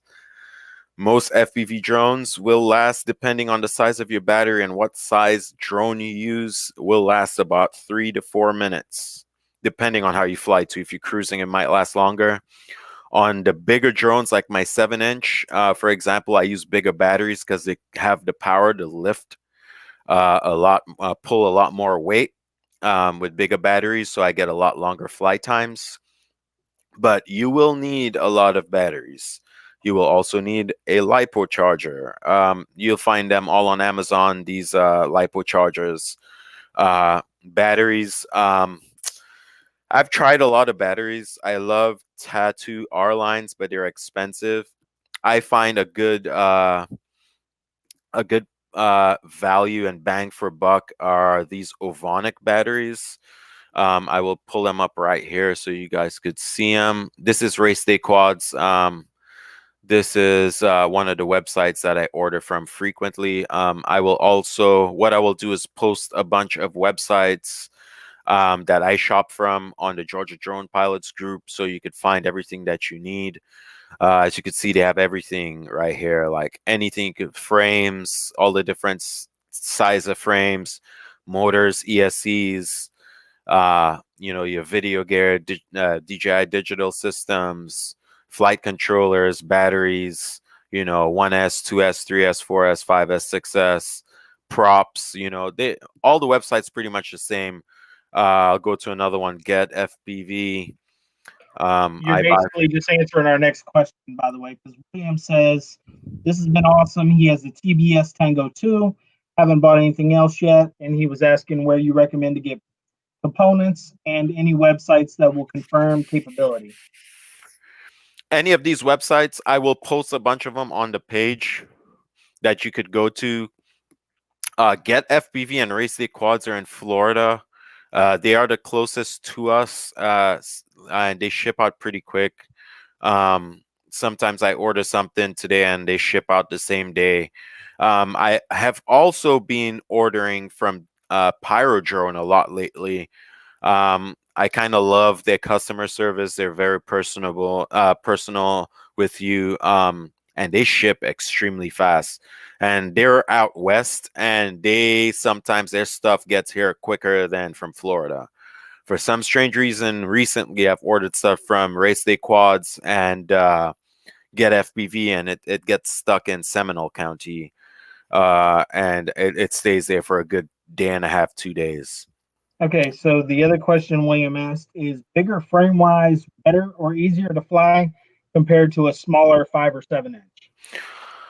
Nothing. I mean, it's more of a factor of intimidating. Like which one, the bigger the quad is, the louder it's gonna sound, the more dangerous it's gonna be, the more powerful it's gonna be. Um, when I started, I built a 4S and realized really quickly that I was not ready for that. It did fly and went straight into my chest and gave me a pretty good gash. I stepped down immediately. um, I There is a local store. Let me support the local. I don't buy anything from them. I don't want to get into that, but there's this guys these guys who are here locally, Grayson Hobby. I'll pop up their website up right here. I just don't like the stuff they sell. I, let's not go into that. But Robert says Defiance RC is in Huntsville and Race Day Quads too. Race Day Quads is not in Georgia. They're in Florida. Okay. Yeah. Yes, there is one in Alabama, Defiance RC. I did order from them and it took forever. I swear, like the stuff closest to you takes the longest to get here. I've ordered, actually, my Tango 2 came from Defiance RC, and it took my it was in stock and it took 9 days to get to me. I ordered from Pyrodrone today and I will have that in my hand. Today's what, Thursday? If I Yeah. ordered from Pyrodrone, which is out west, on a Wednesday, I will have it in my hands on Saturday. Gotcha. And they're very consistent with shipping out quickly. This is Grayson Hobby. They're located in where is that place? I forgot. But it's local. And this is where I bought like my first drone. This is it. I'll pull it up on the screen. Uh this right here. This was my first drone that I went to. It's really tiny. It's like a Sunny Whoop style. Mine was 3S at the time. This is a newer model. It's pretty small, and that's what I learned to fly on, to be honest. I could even show some of my footage from that flight. I will show you my first FPV flight. You know, I learned on a Clone, A Cymer, I've never heard. one of the Cyma, you know, the little Cyma drones, or is that Sigma Cyma? Sigma? Oh, I don't know. I've never. Basically, it's a little cheap drone. I got one of their little clones off of Wish. Has no GPS, no stability. Wow. You have to run the controls like you would an FPV just to get it up. Oh, I've never. Okay, so where is that? I'm trying to find this video of my first, but I can't seem to find it. Where did it disappear to? Let me see if I could go here, your channel, and maybe it will pop up. Yeah, this is it right here. This was this drone that I just showed you. This was actually my first YouTube video. You could see I have my fat sharks. And this is all DVR. This is what analog looks like. But this was like one of my first flights after messing with the sim. Um, Flying around my house in acro mode. It's not really the best, but you could see it's just trying things out. It's a really small drone. It fits in the palm of my hand. Um, I mean, but hey, dude, we all got to start learning somewhere. yeah, I was flying crazy. But yeah, enough of that. Um, yeah, so there are different sites you could get your stuff from. I mean, I wouldn't recommend getting this because you now have to go. They don't make digital version to this. I would say just get yourself a radio, get on the simulator. Then you could get yourself, once you feel comfortable, get yourself a nice build. Get yourself something. Get yourself something nice to build. You know what I mean? I Yeah. know Get FPV has these kits that you could get if you don't want to go shopping around like, okay, are these motors gonna go with this, or you know man, stop sending me this. But I'm trying to see a kit. I know they have those kits. Ready Where to would fly? Yeah, not ready to fly. I don't want anybody to buy ready to fly kit. Let me see if it pulls up.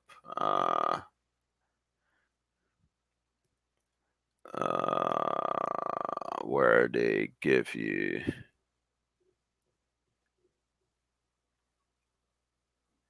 Yeah, that's one right here. So this is like a iFlight Turbo B. I think this is like a 3-inch. So you see, you get a kit. I'm not saying this is the one you need to get because this is kind of small. But as you can see here, you'll get everything in a kit, like your ESC, your flight controller, your VTX, your motors, frame. It's just an example of what I'm saying. But I think Xylo kit. There we go. So this is more what I would say somebody starting off. But obviously, if I'm not telling anybody to go analog, I would say, you get one of these kits, look for somebody who sells like a digital kit where instead of this piece, which is the VTX, and this camera and antenna will be like the DJI system. I'll show you an air unit. So you see, where is it? Give me an air unit. This is the DJI air unit. How much does that run? 179, but you could get them cheaper other places. I just Okay. like Get FBV always has their stuff more expensive than everywhere else for some strange reason. I don't order from them anymore, but I'm just using their website for reference. But remember on that kit I showed you a little chip which was the video transmitter. Then I showed you a FPV camera. Then I showed you an antenna. This comes with like everything. This is your VTX with the camera already attached, and your antennas just stick on the back, like right here. And Okay. that's your all in one.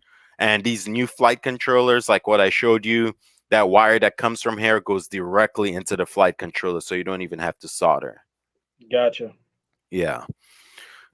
But yeah, here goes your goggles. Jesus Christ, these things are expensive still.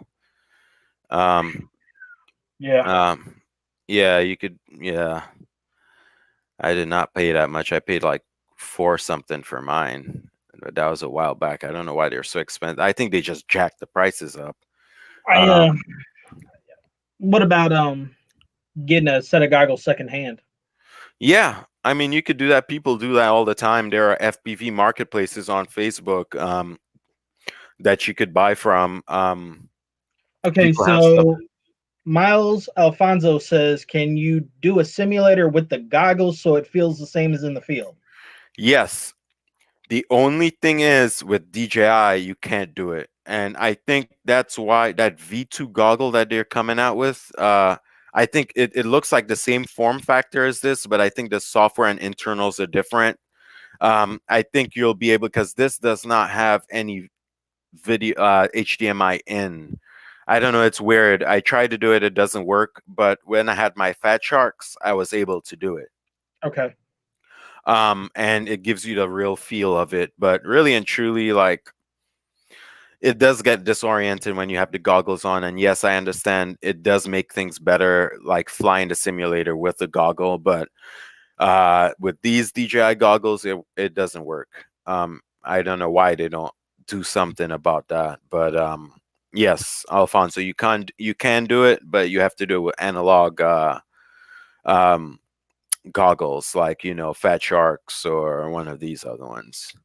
Now, with the goggles, what's your range on that?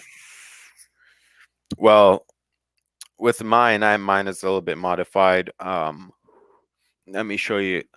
I have two stock antennas.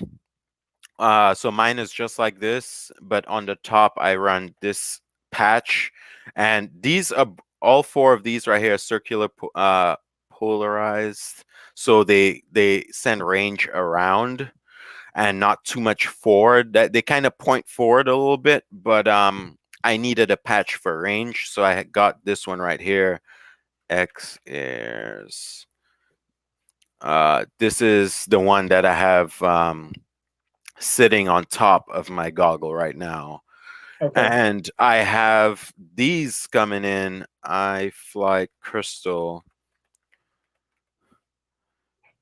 Do they even have them? I don't think they sell them. I think Race State Quads has them. Uh,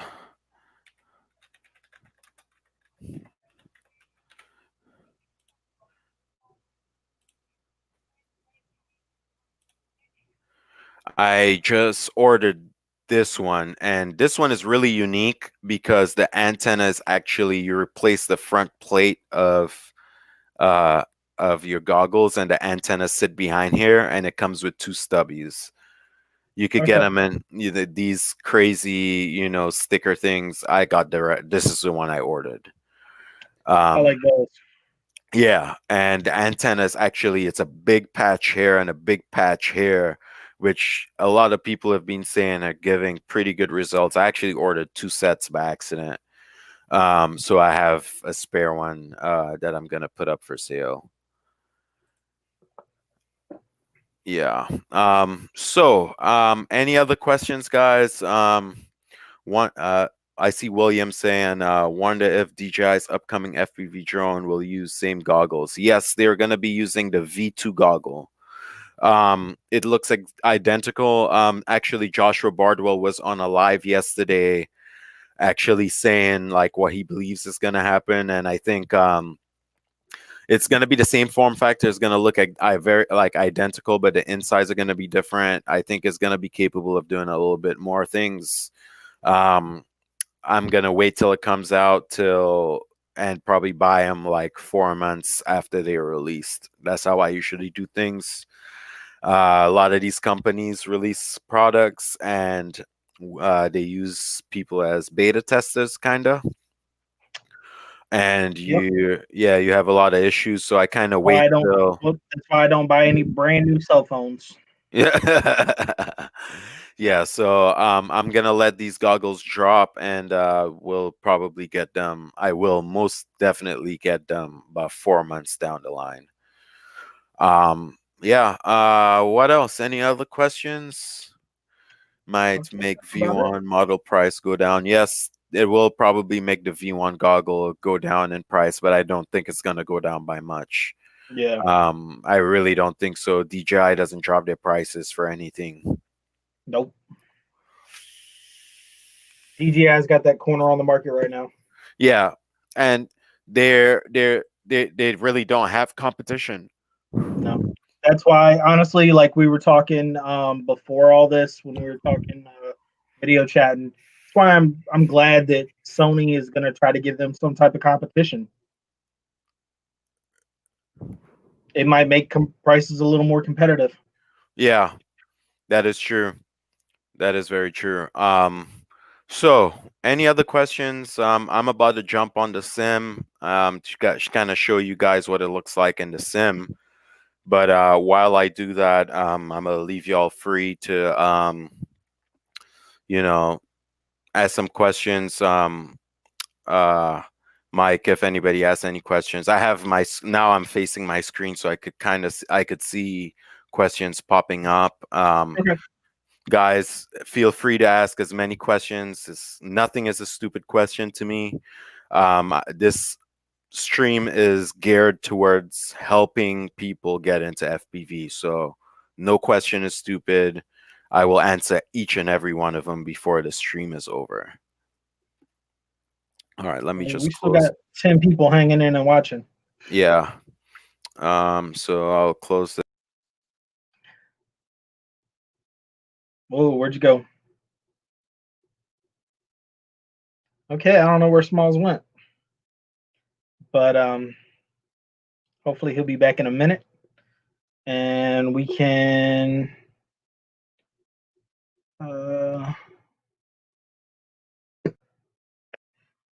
No problem, Miles. We do this kind of team approach on a regular basis. I don't know if Smalls realized he kicked himself out.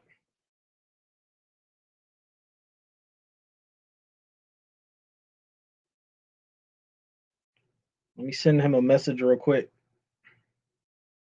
And Miles, we do this team approach kind of on a regular on my channel.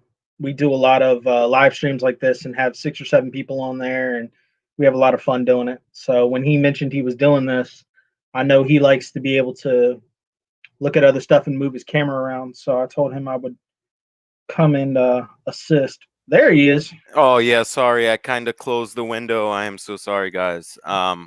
You were gone. We were all like, "What? Whoa, whoa, hold on." I just said I'm gonna stay on here to answer everybody's questions and dip out, right?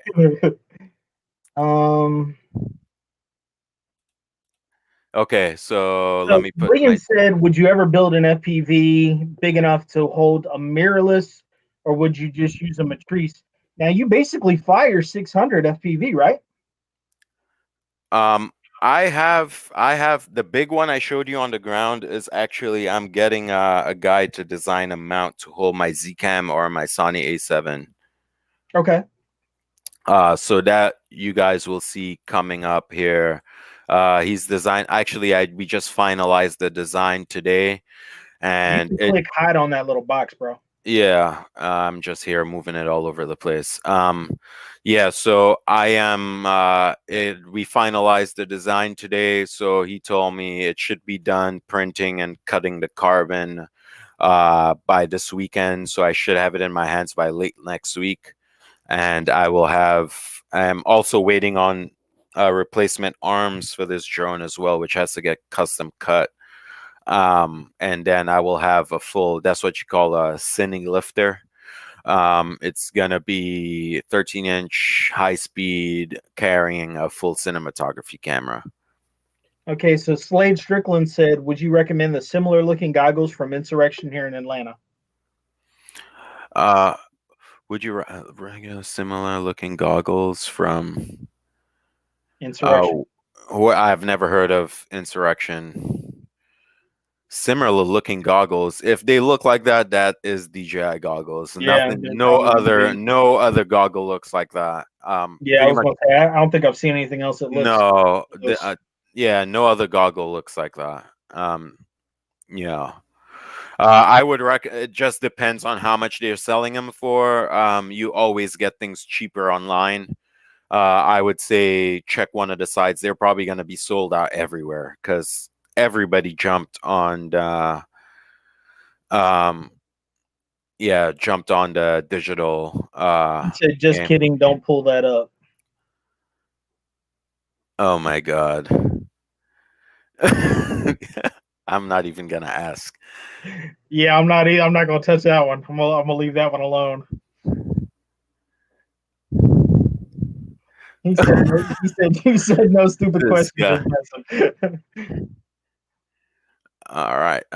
Okay, so Steam, where did you go to? Okay, it's opening up. I need to switch a couple cables so I could connect my radio to How many where cables you actually need? uh no, it's all cables to connect like my Is it all that same USB-A type that our cameras connect to? yeah. Okay, I'm Yeah. gonna dig through my cable box after this stream and see what I got, so I can send you some cables. All right. So connect this joystick, enter. Okay, so as you could see here, Liftoff is a Steam supported. By the way, I'm gonna give you something to laugh about while you're doing that, Smalls. We've over here got Adrian wondering. Sorry. Adrian from Mateo. Adrian Mateo from Adrian Mateo Drones. Uh-huh. I told him, I said, he sent me a link because he does a stream at 9. Yeah. And I said, I'm in a stream right now, but I'll check up with you later on. And he's like, whose stream are you in? And I never answered him back. Oh my God. He's probably over there going, no, where the heck is this guy? Yeah. It's all good. He'll get over it. All right. So you guys could see my screen, correct? Yeah. Okay. So this is Liftoff Simulator. Now this is the one you were playing with on my stream the other night, right? Yeah. You need like a average computer to run this. So 16 gigs of RAM. You don't. You could run it. I've run it on a computer of 4 gigs before. Okay. But you what know, kind of processor you need? I've ran it on a i5 processor, and it ran pretty clean and no name to shout about. Graphics Video card. Okay. Yeah, right now it's on my beast of a computer right now, so it's like the graphics are super clean. By the way, did you ever drop those HDs in? No, I didn't because I'm missing some cables for them, the power cables and some. My boy actually came over and was telling me, and SATA cables or SATA cables, yeah. Yeah, I don't. Yeah, he had to send me the link so I could order them, but he never did. So He they're said, both. "What's a good generic USB controller to use?" You Slade, like, go ahead. He's what is a generic USB controller? You need to get the controller that I'm using, the controller that I fly my drones with, that Tango. Yeah, he's using his actual radio sled, Yeah, they not all just a yeah, USB controller. yeah, they all have USB ports on them for updating purposes, but they connect to the PC as a joystick. So pretty much this is what you'll see when you got on here. As you can see, I'll go into tools. You could go into like a workbench.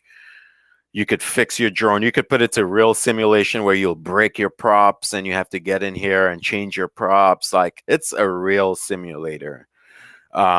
This is a drone I built to fly exactly like my 5-inch drone, so it feels the exact same way.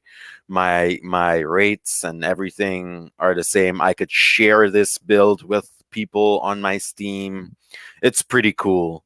You could download ones that other guys have built, blueprints where you build. This is where you actually, this is some of the builds that come with with the game. You could choose from if you don't want to build your own drone. So it's pretty sick. Right here. So that's a workbench. You could go into your options, your game options.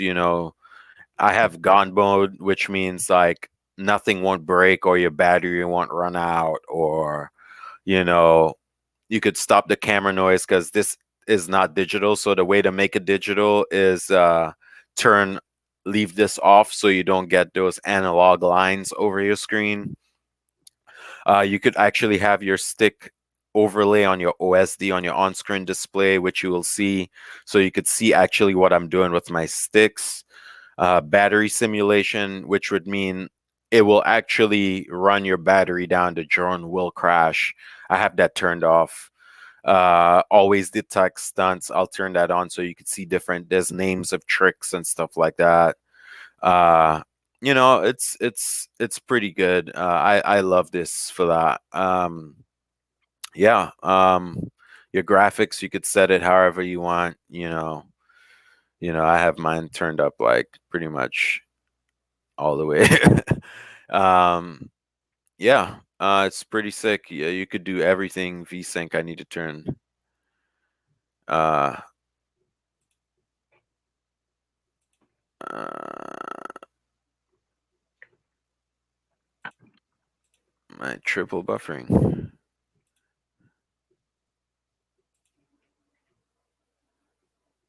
Let's see what happens. Yeah. Oh wow, that really did do a big difference. Yeah, so yeah, you could do everything in here.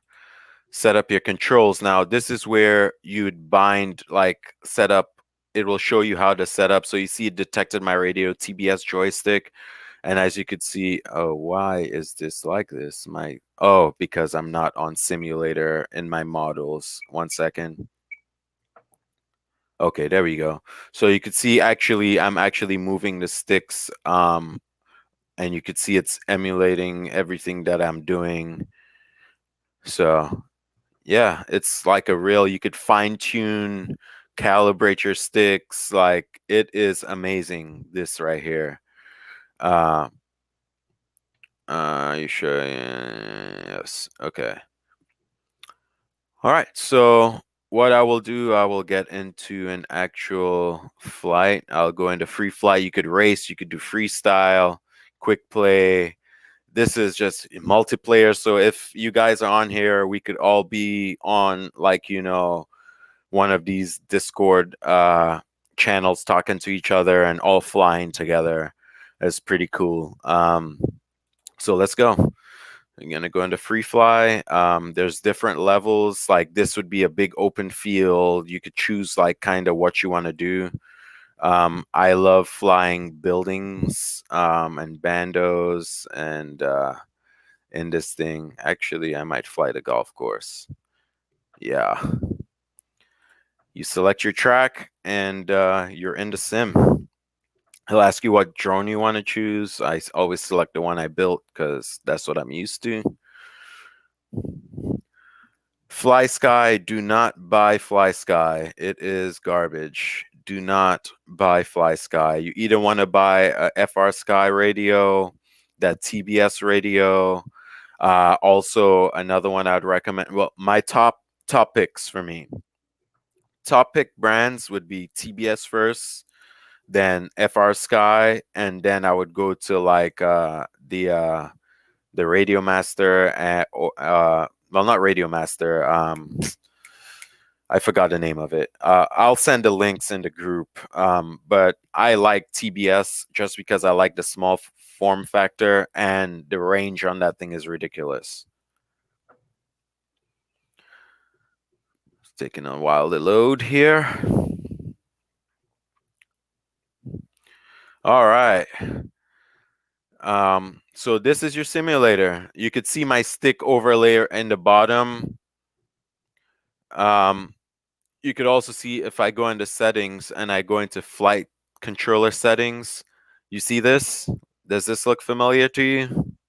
Mm-hmm. Here goes your rates and your PIDs and everything you could do in here to change the flight characteristics of your flight controller. So there you have it. It's right here. You could change your level if you don't like this one, change your drone, you know. But let's give her a quick flight.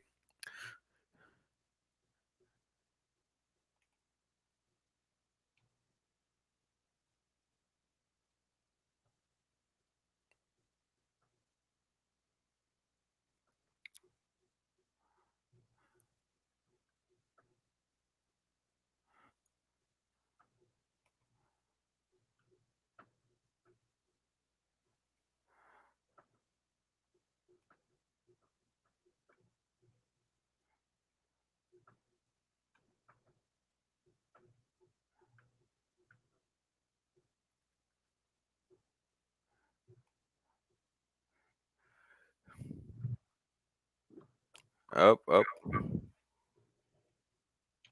Now, in real life, you do not want to run through the sprinkler. Yeah. Well, unless you like conformal coat your stuff where water won't affect your electronics. True. But yeah, this is a flight simulator, guys. It flies just like a quad.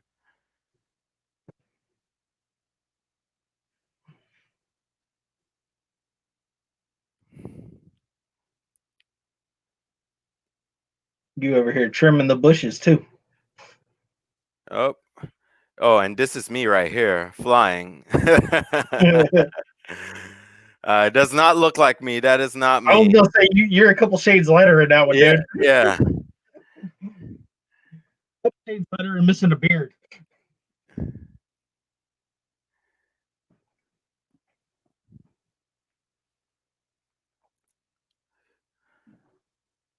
By the way, man, we need to get a little meetup in Brunswick for a weekend. Oh yeah, yeah. We'll organize that. Yeah.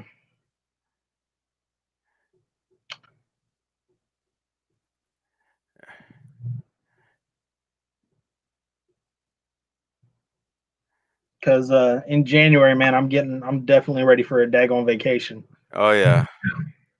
I need one.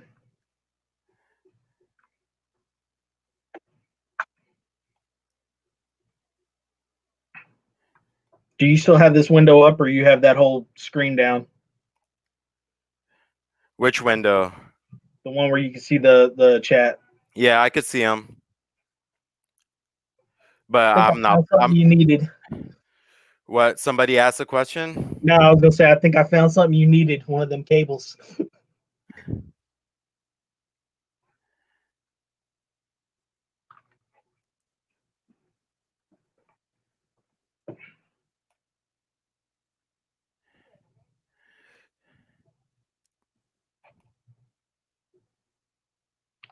See, my problem is I would get on here and start doing this, and I'd be up all night doing this. Yeah. Don't do tricks. Just learn. Like for me, I always tell people get on the simulator and just try to keep your drone level.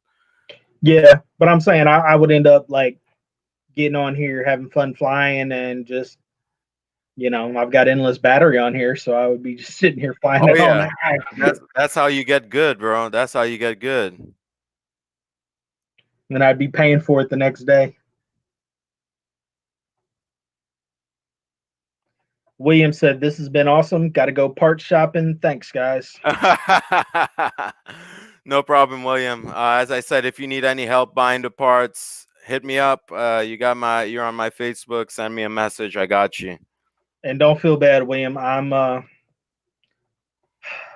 probably gonna end up being part shopping too. Even though I want another camera drone first, um, because that's mainly what I'm gonna be doing. FPV is kind of probably gonna be more of a hobby.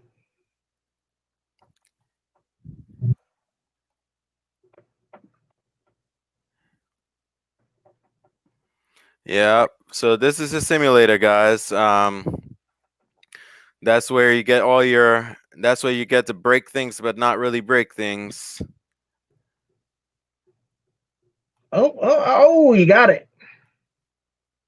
I thought you were gonna hit them chairs for a minute.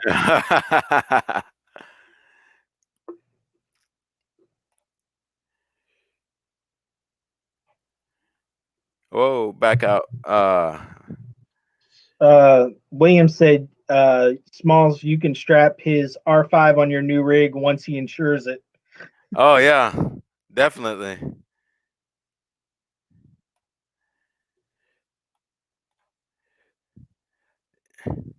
And I'm insured too, so whatever that happens, it's covered. Who do you do your insurance through? What's the name of this company? Because I Sky something. is Sky. that the app that like you do the insurance per flight? Yes, you can do it per flight. You could do it per month. You could do it per year. Okay. Yeah, Um, how much roughly does that run for the insurance? I used to. So this is what happened with me. I used to pay for insurance, and then I kind of cut a deal with Walking Dead, so now they pay for my insurance. Nice. Yeah, for all my drones. Well, back when you were doing it, what? I think it was like 20 something dollars a day. Okay. I mean, that's a whole lot cheaper than anything else. Oh yeah. Is it really glitchy on the live? It probably is for them. A little bit. Actually, not really. I wasn't paying attention to my phone. I was looking at the other one. Slade says, "Has anyone got connections to get us to fly at Glencoe? That would be great training flying around random collapsed structures." He said, "Say that again." Um, Let me mute this buzzing in my ear 1 second because I hear like all the drone noise. Audio options. Turn that off. Okay, what did he say? he was saying, "Does anybody have any connections to get us permission to fly at Glencoe?" I don't know where Glencoe is. Yeah, I don't either.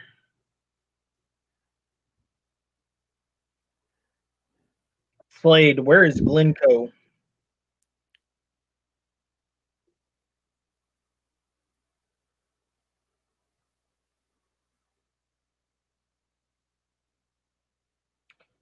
Hey, you want some great FPV training? Go down and fly through the through Driftwood Beach. Oh yeah, I did that. Remember, I was there I for know you walking. did. Yeah, I know you did. That's why I was mentioning it because all that driftwood down there would be. Yeah, oh yeah. Oh, okay. Glencoe's the Walking Dead style government training center in Brunswick.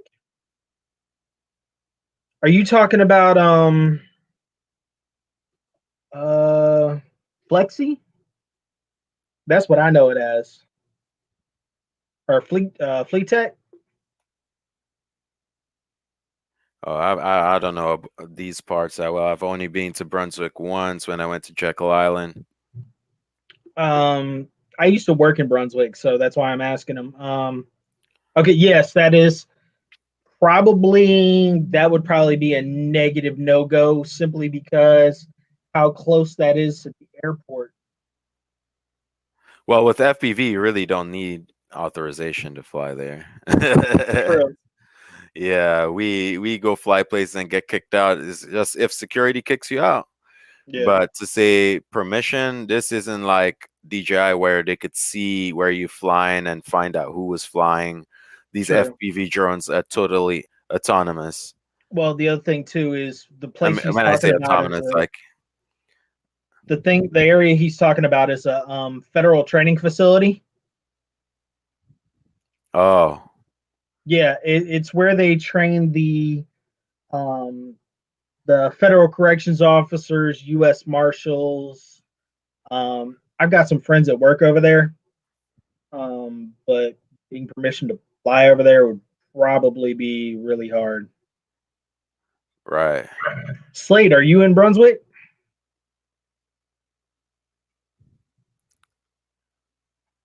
Because I posted on the page earlier, was trying to find some people that are closer to my area. Try to do a meetup or something down in South Georgia. Okay, he's over in Atlanta. I am pretty much the lone drone guy in South Georgia, man. All the rest of y'all are up in Atlanta and North Georgia and Savannah. And in fact, I don't even see too many people over in Savannah. Most of the stuff I see is in and around Atlanta in the suburbs. Okay, so another thing I was well, I don't want anybody starting to want to do tricks, but I'm pretty sure you guys see my stick overlay and see how like the throttle control is like I'm always bumping my throttle, and it's like a combination. So for you to get a smooth turn like this, you kind of have to use roll and yaw at the same time. Oh, and a crash. Miles said, Smalls, where do you look when flying? Well, through my goggles. Yeah. But yeah, you know, you look through your goggles. The only thing is it gets very disorienting. So sometimes you kind of your head is moving, and I'd say that was one of the things that I needed to train myself to keep your head still or keep your head pointing up because you tend to put your head down. You kind of want your head down. You want your antennas kind of pointing. Like if I'm flying long range, I always point towards where my drone is headed. I don't stay in one spot, or if I pass myself, I'll kind of know where I'm flying and turn towards it. Some people like sitting down. Some people say they like standing. I prefer standing.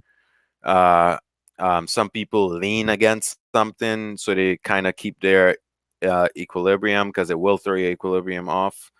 Um, Yeah. Adrian said he fell over the first time he did it. yeah, it will throw you off like if you're not used to it, and it's okay. You just get used to it.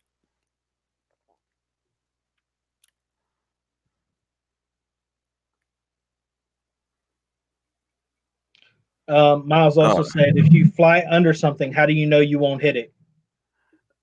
you gotta gauge your space. Oh, this is another thing I wanted to show you. So look at my screen. Remember, what you see is from your FPV camera. So if you have a really high up tilt, uh, it could throw you off. So right now my up tilt is 30 degrees, and if you see me adjusting my up tilt, racers fly like pretty much straight up in the air, like 45 degrees. Well, that's Because because their quad's got a massive tilt to it, right? yeah, they have a massive tilt. So right now, me flying at 45 degrees, you see, I have to be flying like zipping through the place, like pretty much full throttle. Like that's how racers fly. Yeah. I can't fly that way. I'm not a racer. So usually my camera is set to like 30 degrees, 25 degrees.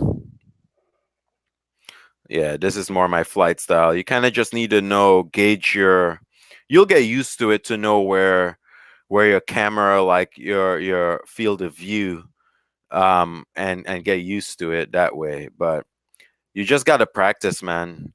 Just practice with it, you'll get it. Oh, Slade said he thinks one of the features of the DJI FPV drone will be speed adjustable tilt. yes, that is true. The camera tilts. The camera tilts as much as you tilt it, but I'm not really a fan of that. And Really, Slade, well, I really, was gonna say, go I ahead. didn't. I have yet to talk about that DJI FPV drone, and I think I should now. This is what I think this is. The DJI FPV drone is for the average guy who flies drones, who's like, "Hey, I want to explore what FPV is like." He wants to But dabble in it. yeah, he wants to dabble in it. It's like the entry to FPV, but it's not gonna feel like exactly what a real FPV drone feels like. That's my take on it. Yeah. I'm not hating on it. I don't think DJI is trying to take over the FPV market, but that's just what I think they're doing And is I the guy. honestly think it's going to be an expensive dabble in it, where it's probably cheaper just to build one. Yeah, because remember they're selling the whole kit.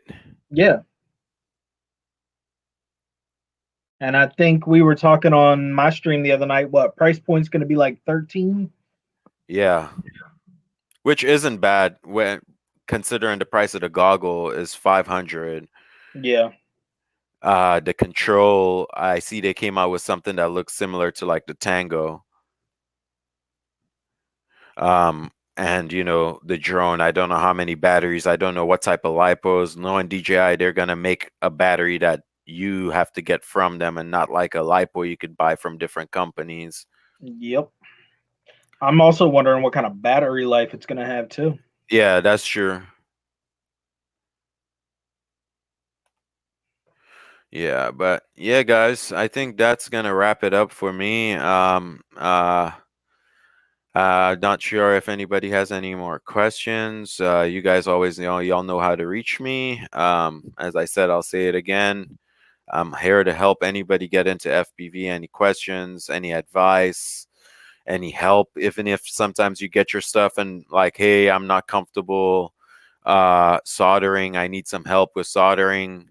Um, that is very important too. If you guys are building, you need a good soldering iron. I use what you call a TS100. It's a portable soldering iron.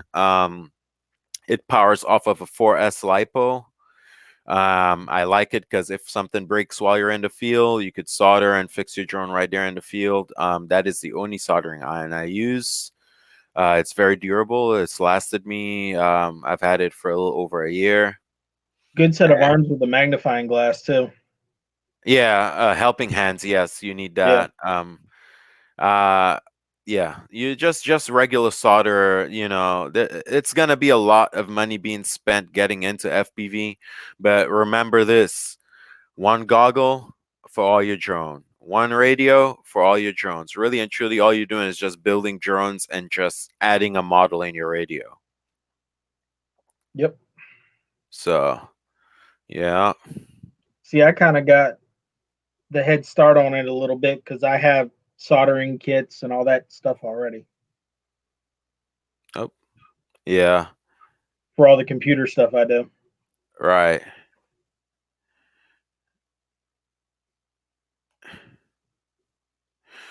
Yeah, guys. Well, that's going to be it for me for tonight. I want to thank everybody for coming in and learning. I'm happy if I taught you something. I'm happy for all those who are here supporting just because.